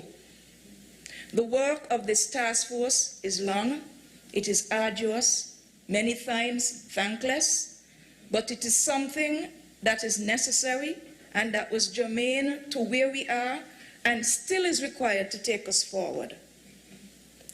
I cannot speak for every single member of the task force in terms of what they put in, because depending on their role, they might have commitments to a meeting once a week, consultations on ad hoc times throughout the course of the week. But for the Attorney General and myself, who function as the co-chairs of the Disaster Mitigation Council with oversight for the task force and NEMA, I can safely state that adopting responsibility for this task force is tantamount to having an extra portfolio. Beside Cabinet on Mondays, all of Tuesday, all of Wednesday is consumed by the task force. And every other day of the week, including Saturday and Sunday, we could put in an average of perhaps maybe 4 hours per day. So we continue to do what is necessary out of love of country, and at the same time to bear out our country's motto, country above self. As I said this, it would be remiss of me if I did not single out Mr. Abdia Samuel for his stellar leadership in this regard, because it has cost him sleepless nights. His phone never stops ringing. The support that he has been provided in terms of ICTs from Ophelia Blanchard, that is also commendable in terms of making sure that whatever day or night time of day that you go on knatravelforum.com, you can get your matter dealt with in terms of persons who would need to access the platform to enter St. Kitts and Nevis if you're a visitor, or to return to St. Kitts and Nevis if you're a legal resident or citizen. So again, I commend them. And at the time when the history of this country would have been written in terms of the role of the task force, I trust that the historians of the day would give pride of place, national understanding, and sincere gratitude to the task force. I know that when he rises to speak, the Honorable Attorney General will have more to say on that score. At the same time, Mr. Speaker, we are having a budget at a time when God has favored us for 2 years in a row now, where we have not had a major hurricane. And thank God for his mercies, because if we had to deal with the pandemic and still deal with a Category 4 or 5 hurricane, as our local people say, Cropper may have smoked our pipes. But we are thankful that we did not have to go down that route. I would now like to get into a discussion on the role of the ministerial portfolio that I have the privilege of leading since June of 2020. And I would like to start with the Ministry of International Trade, Commerce and Consumer Affairs. But as I do this, permit me to give a brief synopsis of what the current business climate is like at the moment. And I would like to do that by starting with new business registrations in spite of the pandemic. For 2021 alone, we have seen 554 new businesses being registered. This, Mr. Speaker, shows confidence in the local economy in spite of the ongoing impact of the pandemic. The records indicate that in total we may have approximately 6,341 licensed businesses on the books. I am advised by the IRD that even though some of these companies may not be current in terms of their returns, they would not have been struck from the books because obviously they would have been impacted adversely by the pandemic, and the IRD will work with them in terms of getting the necessary reporting and returns in a timely manner. Some 17 of these new entities, Mr. Speaker, are manufacturers, and up until December of 2020, there were already some 160 registered manufacturers functioning mostly as micro-producers. By extension, out of the new businesses registered this year, some 323 are registered in the services sector, and up until December of last year, there were some 4,303 roughly that were registered in this sector. And finally, in terms of general business and trading, there were 214 new businesses registered, and up until December of last year, the total figure of businesses under this category would have totaled approximately 550. The manufacturing sector. This is a sector that continues to be resilient, and we saw the signs of this as early as April 2020, when the US government would have requested that API Harrow reopen its doors even during our lockdown to make critical parts needed in the manufacturing of ventilators. By extension, Cajola Cristado and Jarrow also came out early, given that they're into, respectively, manufacturing of traps for the telecoms industry, and because of lockdowns and telecommuting in major countries, an increased demand had been built up as it relates to the traps for the telecom sector, so that persons can have the necessary telecoms infrastructure with which to continue their employment even from home. And by extension, when it comes to Jarrow, the manufacturing of transformers would have been critical, because as people remained home, there grew an increasing consumer demand for electronic devices for which these same transformers would be required. Presently, Mr. Speaker, there are some 691 manufacturing employees on the payrolls of the larger manufacturing plants, and they are as follows: Cajola Cristado 157, Jarrow 252, API Harrow 122, and Carry Brewery 160. We would have seen at the start of the year some slight contraction in the workforces of both Cajola and Carry Brewery. And when it comes to Cajola, some 11 workers have not returned to work whatsoever since the pandemic, and those persons would have already received their severance pay as required by law.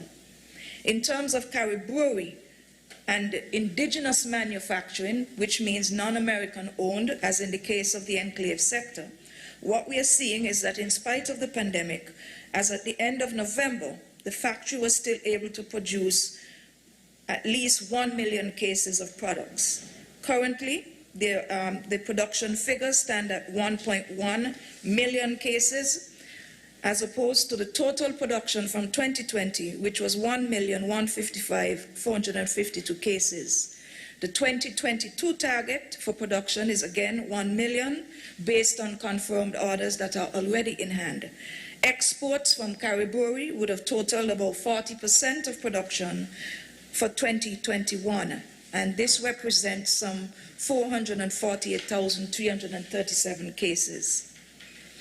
COVID-19 would have also shown us the fickle nature of tourism, and of course that would have been so by virtue of our borders being closed and us being dependent on cruise as well as land-based tourism.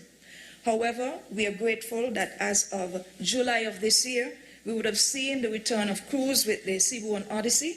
And of course, in terms of airlift, we have BA, American Airlines, and Delta back on board, as well as some smaller charter services. I will not delve any further because the Honorable Minister of Tourism would deal with that. We have also seen, as I indicated before, that with this new uptick in terms of business registrations, that the majority of them are by young entrepreneurs. And as a result of that, the SVDC within the Ministry of Trade, specifically the Department of Industry and Commerce, would have processed some 101 tax waivers based on applications that would have been presented, and this represents a 38.4% in terms of the requests for tax waivers for 2021 as opposed to the previous period, 2020. By extension, the ministry would have also assisted some 49 enterprises with their own business plans so that they can get their business going. The socioeconomic shifts that we have also experienced, Mr. Speaker, over the past 2 years due to COVID has caused us to remind ourselves that there's an imperative for us to move steadily and cautiously as we begin the process of economic restructuring that is responsive to the needs of our people, the stakeholders in the local business and investment landscape, our stakeholders in the multilateral trading system of which we are a part, and in terms of our sub-regional and regional member states' commitments when it comes to the OECS, the CSME, etc. So we are moving cautiously along those lines, and our programming for 2022 will bear that out. What I should also indicate at the same time, Mr. Speaker, that St. Kitts and Nevis is very much in the process of an economic rebalancing exercise that is being led for us by Deloitte, the international management consulting firm. And what has been coming out of the consultancies that we have had across ministries would have indicated to us that the recovery for St. Kitts and Nevis is being looked at on the 4 major pillars. And these 4 major pillars are tourism and the allied services sectors, manufacturing, agriculture and fisheries, and information and communications technologies. So as a result of that, the imperative is therefore before us to ensure that the way we view these economic drivers has to change if we expect to remain competitive or return to a state of competitiveness and be on a growth path beyond COVID-19. If I can put in context the work of the Ministry of International Trade, the Ministry of International Trade in this regard is working assiduously with our partners in the CSME, the OECS Economic Union, the WTO, as well as within the EU as it relates to the economic partnership agreements, and the UK with the EPA that would have had to be negotiated after Brexit. And we are doing this to ensure that we preserve our traditional market access and at the same time the other trading arrangements that we might have bilaterally and otherwise.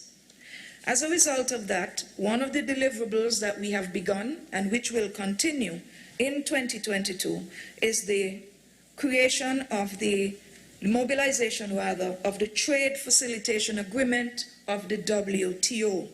This would have come into force in 2017, and at least 64% of the WTO member states would have already signed on to this, and we have, by extension, done likewise. And why is this important to us? It is important to us because of what we are recognizing in terms of volatility when it comes to the global trading environment. And at this point, I wanted to raise an issue. And I had it in my notes, but it is now even more important for me to emphasize it. And it has to do with a point made by the member for number 6 in terms of what this government is doing to address price hikes as a result of supply chain interruptions. And I would like to advise him and also the rest of this House and the general public that the Ministry of Finance, together with the Ministry of International Trade, has already begun the formulation of a special committee to address the impact that can and will be created by the global supply chain interruptions from which we are not immune. As a result of that, the committee would be comprised of the private sector, customs, trade, finance, consumer affairs, as well as stakeholders in shipping and logistics. And the charge of this committee is to look at prescriptives that can be put in place to control the price hikes that we might see and to bring relief to consumers. And the cadre of proposals will be presented to the Cabinet before the end of January so that we can make them as policy decisions going forward. It is not that the government is ignoring the fact that there are supply chain interruptions, but we have to do it in a logical manner. And even though it was not mentioned in the budget address yesterday, it is more ministerial specific in terms of the responsible ministries. And in this particular case, they happen to be Ministry of Finance and Ministry of Trade. Industry and Commerce, Mr. Speaker. Of course, the work of the Industry and Commerce Department is mainly carried by the Small Business Development Center. And this center, for those who may not realize, would have been the successor to NED, the National Entrepreneurial Development Division. And in the case of Nevis, that mandate is being carried out by SEDU, the Small Enterprise Development Unit within the Development Bank.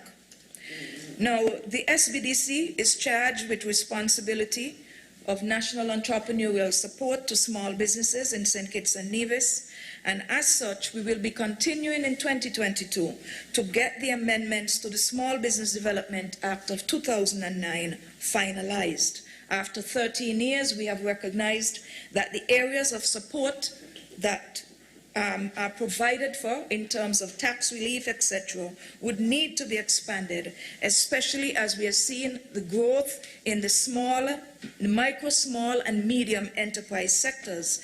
And of course, that transcends the 6 or 7 priority areas that would have been deemed the niche areas back in 2009. What we are also realizing, to Mr. Speaker, is that it is more than important for us to do so at this point because of the over 6,000 businesses I listed earlier that are on our books. More than 75% of them are classified as MSMEs, and we would have to give them all the necessary support that they require, that they can contribute to growth, to drive innovation and competition, widen the tax base, and create employment. In 2021, we would have begun pursuit of a pilot business incubator on the C.A. Paul Southwell Industrial Estate, and this is in order for us to be able to provide space to budding entrepreneurs who do not have a bricks and mortar facility to conduct business, and where they live, especially if it's not a consultancy type business, it cannot be done within the confines of their homes. That process is being done in tandem with the Urban Revitalization Committee of the Ministry of Sustainable Development, and as such I have to thank Mr. J. Austin Ferrier for working with the ministry in terms of identifying these particular areas. Now, the Honourable Mover of the bill would have spoken to these incubators within the context of the Ministry of Trade, and also by extension as it relates to the work of the Ministry of Entrepreneurship and Talent Development, and these could be found in paragraphs 37 and 38.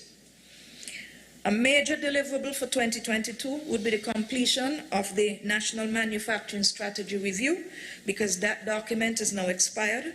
Mr. Danny Atherton, a local consultant, is completing that process, and we are looking forward to its completion and activation so that we can follow through on our own commitments in terms of the Deloitte-led 4-tiered approach to economic restructuring, for which manufacturing is one critical area.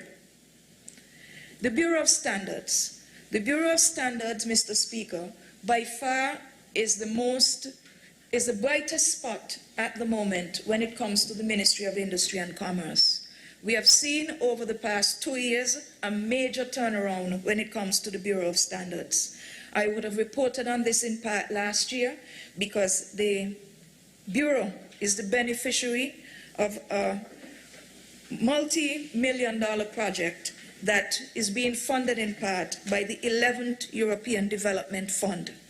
And it is meant to provide, at the end of the transformation, for the development of the first metrology mass lab in the Leeward Islands, and at the same time to augment the chemistry lab so that when it is done, this Bureau of Standards and Multipurpose Laboratory will be the first in the OECS to have two types of laboratory functions going under one roof, namely chemistry, microbiology, and at the same time dealing with the issue of standards. Now, the WTO Trade Facilitation Agreement that I would have spoken to earlier is one area in which the Bureau of Standards would have an opportunity to really shine, and as it relates to the metrology mass laboratory in terms of product testing, etc., to ensure that the goods and services, especially food products that are presented to our people, are at the highest quality. And some of this I would have alluded to when the Bureau of Standards and Quality Act would have been debated in November. Together with that and the completion of the National Quality Policy, what the Ministry of Trade, and more specifically the Bureau of Standards, is presenting to our people is a transformation at the national level where we would like to see the development of a top quality culture when it comes to standards in St. Kitts and Nevis. By this I mean that we will no longer tolerate having goods being brought into the country in a foreign language that nobody can understand. You're buying them, you can't read what's on the label, but they look cheap and they taste good. But we do not know the impact that it might have on your health later on.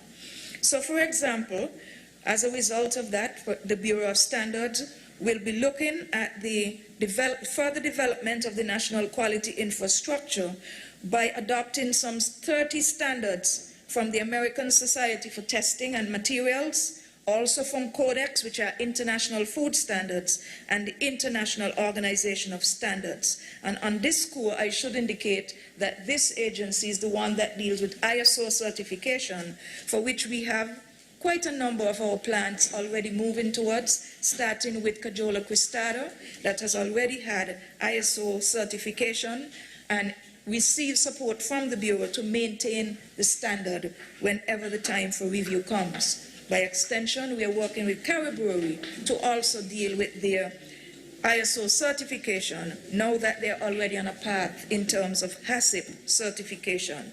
And for the benefit of the public, HACCP refers to Hazard Analysis Critical Control Points, which would let us know when breakdowns take place in manufacturing, where that breakdown has taken place to prevent contamination and further harm that might come to the end users of these products so that we can track them in a fast manner.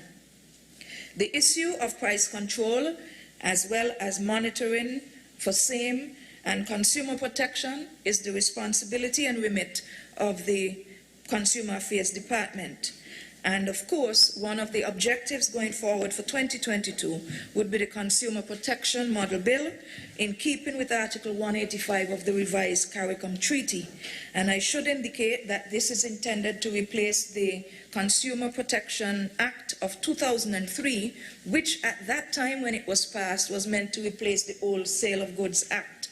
However, what we are recognizing is that there needs to be greater vigilance, there needs to be more advocacy when it comes to consumers to ensure that their education in terms of making purchases is maximized so that they're empowered to make the best decisions when it comes to purchasing goods and services at favorable prices and at top quality. The department is expected to therefore have greater focus in 2022 on public education, inclusive of spending habits, budgeting, purchasing power, etc., especially now that we are recognizing that our people will be impacted adversely or can be impacted adversely, because the committee I spoke to earlier is designed to guard against that in terms of the global supply chain interruptions that we are already seeing and the likely potential for price hikes in terms of consumer goods. Also to come in 2022 is a new piece of legislation dealing with landlord and tenants in terms of how that relationship should go, so there is no disadvantage taken of persons who are tenants when it comes to the quality of the housing that they are being provided. One of the hallmarks of this government is that we want to ensure that the standard and quality of life of our people is maximized, and one of the ways that we do that quite clearly is by the type of housing that our people live in. CARICOM Affairs and the CSME unit in the ministry, this department in the ministry continues to do its work. So far for 2021, we would have processed some 24 skill certificates, and of course overall between 2005 and 2021, it would be a total of 539. And the largest number of foreign citizens for whom we are processing these skill certificates would be Jamaicans.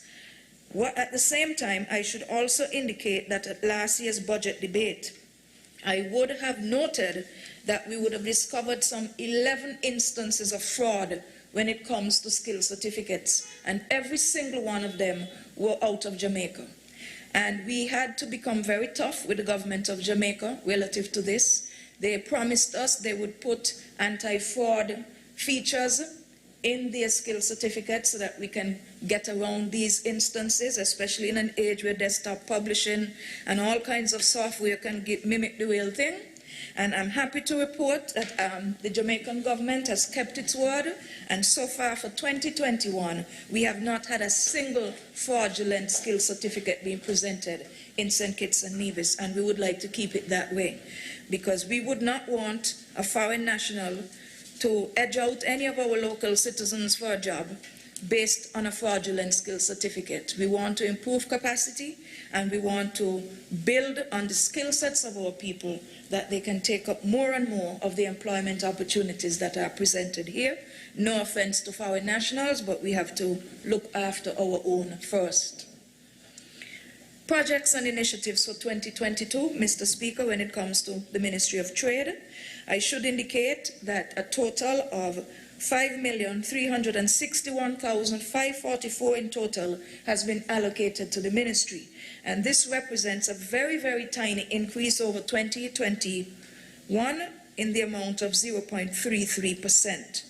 We would have within that HR provisions for 4 new posts, which are as follows, based on the larger volume of the estimates that all of us should have. And one is the Coordinator of Trade, Business Development and Consumer Services to modernize the overall efficiency of the ministry and the interface between the various departments. But the bulk of this person's work will be in terms of industry and commerce relative to the SBDC unit, so that we can give the type of support that is required to the growing MSME sector. To enhance the work of the Bureau of Standards, there's one additional post of a standards officer. And in terms of consumer affairs, there are 2 new posts, and I have to say that in quotation marks, one for a senior clerk, one for a junior clerk. Technically, the post will not be recruited because we have persons in the post already. The problem has been that when the supply office would have closed in 2013, 2014, thereabout, these 2 members of staff would have been brought over, but somehow they fell through the cracks and were never formalized in the estimates. So we are now making room for them. A number of posts between the SBDC and Consumer Affairs, by extension, have been renamed, but with no budgetary impact as a burden on the taxpayers of this country. The capital projects for 2022, there's one main one, as you would note in the estimates, and that is the sum of 400,000 that is being allocated for the continued upgrade when it comes to the Bureau of Standards. And I don't know how many persons have driven past the north side of the cemetery recently, but the Bureau of Standards, if you're to drive there, there's a big difference, a night and day difference. There's new fencing, solar paneling on the roofs, epoxy flooring that has gone in, the procurement of equipment, new computers, etc. This is a project that would have been started under the Honorable Member for number 4 during his leadership of the Ministry of Trade, and it continues under my stewardship, and we are very proud of the transformation that we are seeing taking place in that particular area, and we would like to bring it to completion as soon as possible. And to close out my discussion on the Ministry of International Trade, for the benefit of all and for comfort to the Ministry of Foreign Affairs, I should indicate that the Ministry of Trade has a number of quota contributions that are incumbent on us to satisfy on an annual basis with international agencies, including CROSQ, the CARICOM Regional Organization for Standards and Quality, General Agreement on Tariffs and Trade, Caribbean Competition Commission, Caribbean Export, Pan American Standards Commission, COPAN, and also the Inter-American Metrology System, and we are current with all. In the remaining minutes I have, which is probably about 20 minutes, Mr. Speaker, I would like to devote the attention to the other side of my portfolio, which is the Ministry of Labour. And for 2022, a total allotment of just over 7,066,655 has been put forward, and this represents a decrease of 22.5%. And of course, as I would indicate later, the reason for this decline is because of issues having to do with the payout of COVID claims, most of which we have already dealt with. Now, what is the situation that we find ourselves in when it comes to employment? St. Kitts and Nevis has not been spared any negative impact by COVID-19 when it comes to our local job market.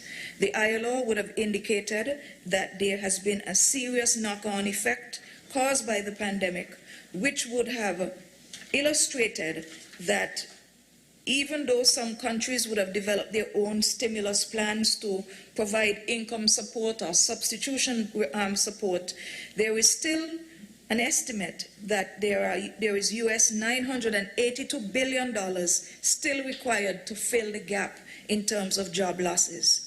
And as noted by the mover of the bill yesterday, and also in the ILO's own reporting, what we're recognizing is that the large number of job losses that we are seeing, at least 65% of them are jobs for women, especially mothers, single mothers, and that is of great concern to us. And as a result of that, by extension, we are also recognizing that 65% of the recipients for the PAP program are female-headed households. So we represent basically the same picture as a microcosm to what is happening in the international community.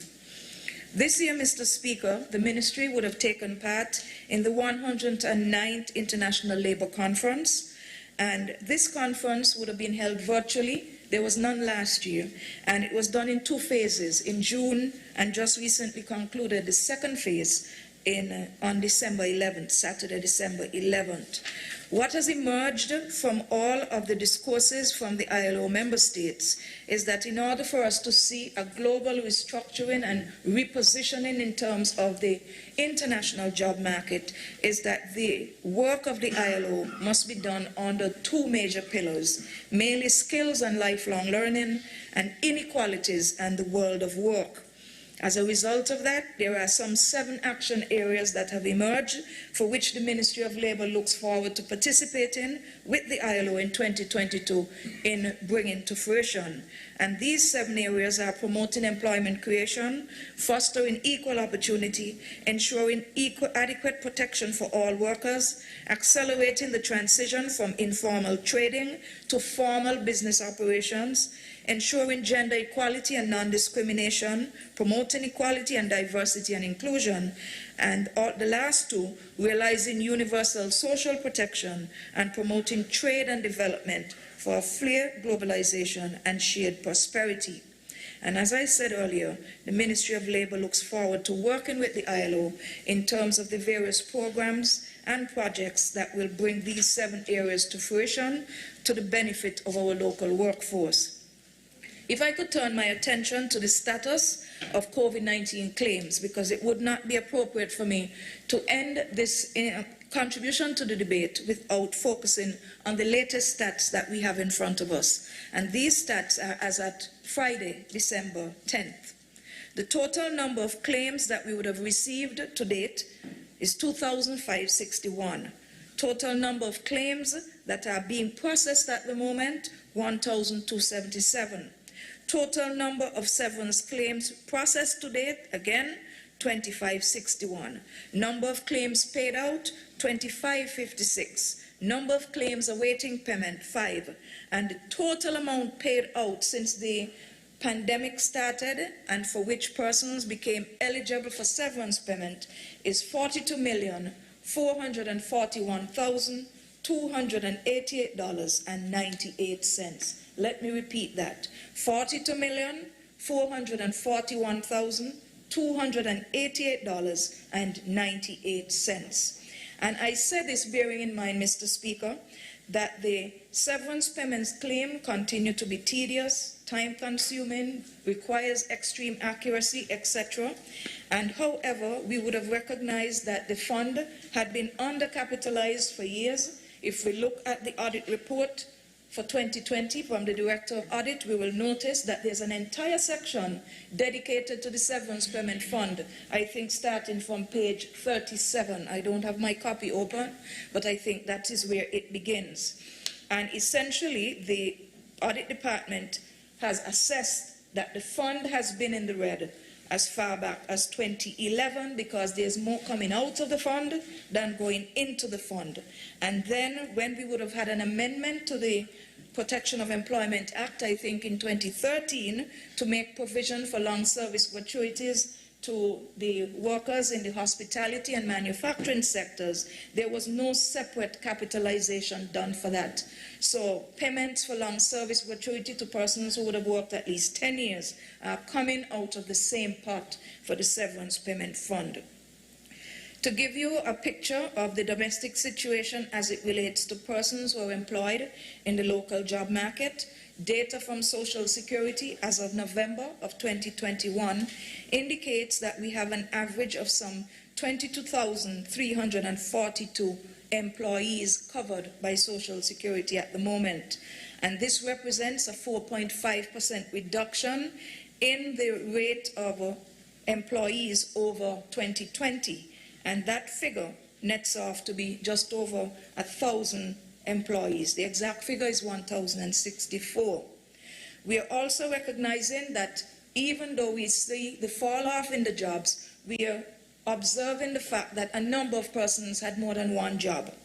And in 2021, we would have noticed that there were 183 fewer individuals with multiple jobs. We are also recognizing that the pattern continues with the government being the largest employer.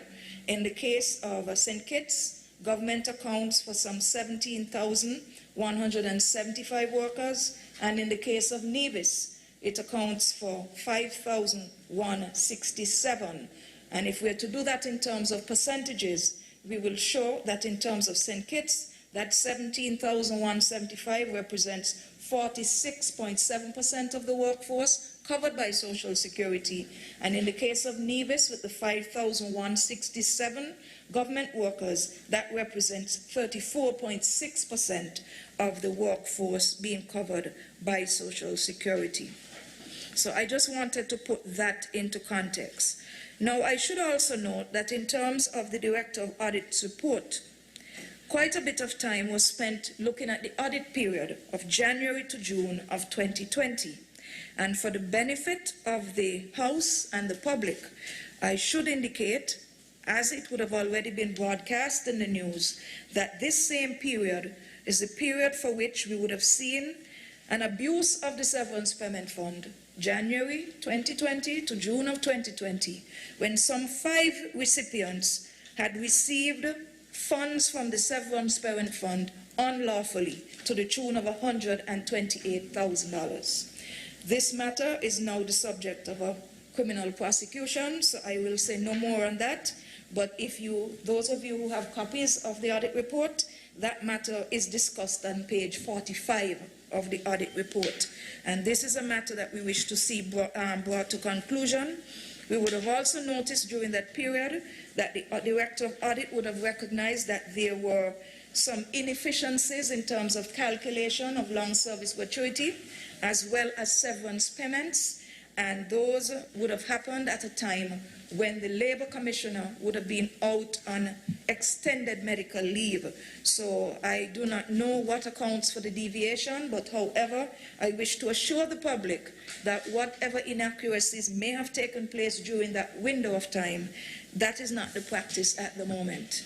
Because the Labour Commissioner is back on the job, we now have extra oversight from the Accountant General and his team in the audit department to verify every single claim that comes in. And while I'm on that score, I couldn't end my contribution without thanking Mr. Levi Bratcher and his team for the Herculean effort that they would have made in terms of assisting the ministry with the auditing of these severance claims that I listed earlier to ensure that persons who qualified got what they deserve and what they're entitled to under the law. At the same time, I would like to admonish all employers, especially those for whom claims have been delayed, when it comes to severance, that you cannot get your staff to get severance if you're collecting monies on their behalf and not turning it in. It is a criminal offense to deduct persons' benefits and contributions from their pay and not turn it in. Because in a number of cases we have seen where persons have been, much to their sorrow, having to wait late to get their severance pay sorted out. It was because of the fact that their employers practically stole from them. Because there's no other way to define it. If you take out people's money and then don't turn it in, you deprive them of the protection that they have under the law, and by extension, you prevent them from getting well-needed resources to tide them over once they have lost their jobs. And this is not the kind of thing that the ministry welcomes, and we will do whatever is necessary under the law to assist Social Security in prosecuting the offenders. Coming up in 2022, I should add, Mr. Speaker, is the fact that we are looking forward to the implementation of the Unemployment Insurance Fund, which the Honourable Minister for Social Security will pilot through the House early in the new year, and that will ease some of the burden that we would have when it comes to persons who would have lost their jobs. It is not meant to be a permanent fund, but meant to cover a displaced worker for a maximum of 90 days while they actively seek employment in another area. So that is something that we are looking forward to quite a bit. The tripartite committee is expected to conclude review of the recommendations that we are making when it comes to the severance payment fund, the LSG, etc., going forward, based on what COVID would have taught us. In terms of projects and initiatives for 2022, the ministry will continue to work on that area in terms of ensuring that benefits are paid where necessary, public education is done in terms of workers' rights, etc. We will also be working with the Bureau of Standards to adopt, where necessary, the core conventions of the ILO that would have already been ratified by St. Kitts and Nevis from the time that we joined in 1996, so that we will have more accountability at the national level and that the culture of quality will extend right into the places, into the workplaces of St. Kitts and Nevis. We would also be concluding stakeholder consultations on other matters having to do with occupational safety and health, as well as a number of CARICOM model legislation. HR provisions, we have not made any requests for any new HR provisions because, in our opinion, the staff of the Department of Labour are adequately handling the tasks for which they are being paid and for which they are charged to carry out. However, in terms of capital projects, as I noted earlier, the major one is that of the capitalization of the severance payment fund to the tune of $5 million for 2022 in order to cover additional claims for persons who are being displaced by the ongoing impact of the COVID-19 pandemic. I also, Mr. Speaker, wish to note before I close that the Ministry of Labour is also current with its own quota contributions, specifically to the ILO and also to the OAS via the Inter-American Network for Labour Administration with the acronym RIALA. In closing, I would like to thank the Labour Commissioner and her team for the amount of work that would have been extended and expended in terms of the satisfaction of the claims and the processing of claims that are unprecedented in our history when it comes to COVID-19. It is a lot of work. The work is still ongoing. And I also give special commendations to our step workers, because the Ministry of Labor has been blessed with a cadre of step workers, all of whom are efficient workers. And as a result of that, we would have started in 2021 and will continue in 2022 to fill the vacancies within the Ministry of Labor with the step workers that we already have. They have proven themselves, and we would wish to see them formalized. Mr. Speaker, that concludes my support of this budget for 2022, which I give unequivocal support to. I consider, as I started at the outset, to indicate that, in my opinion, the budget is people-centered, and by extension, for the ministerial portfolios that I have the privilege of leading, it is my intention to lead in that regard and to ensure that the plans and programs for 2022, as it relates to the Ministry of International Trade, Industry, Commerce, Consumer Affairs, and the Ministry of Labor, are carried out in such a manner that we put into effect all that we have committed to as it relates to the advancement of our people. May it please you, Mr. Speaker.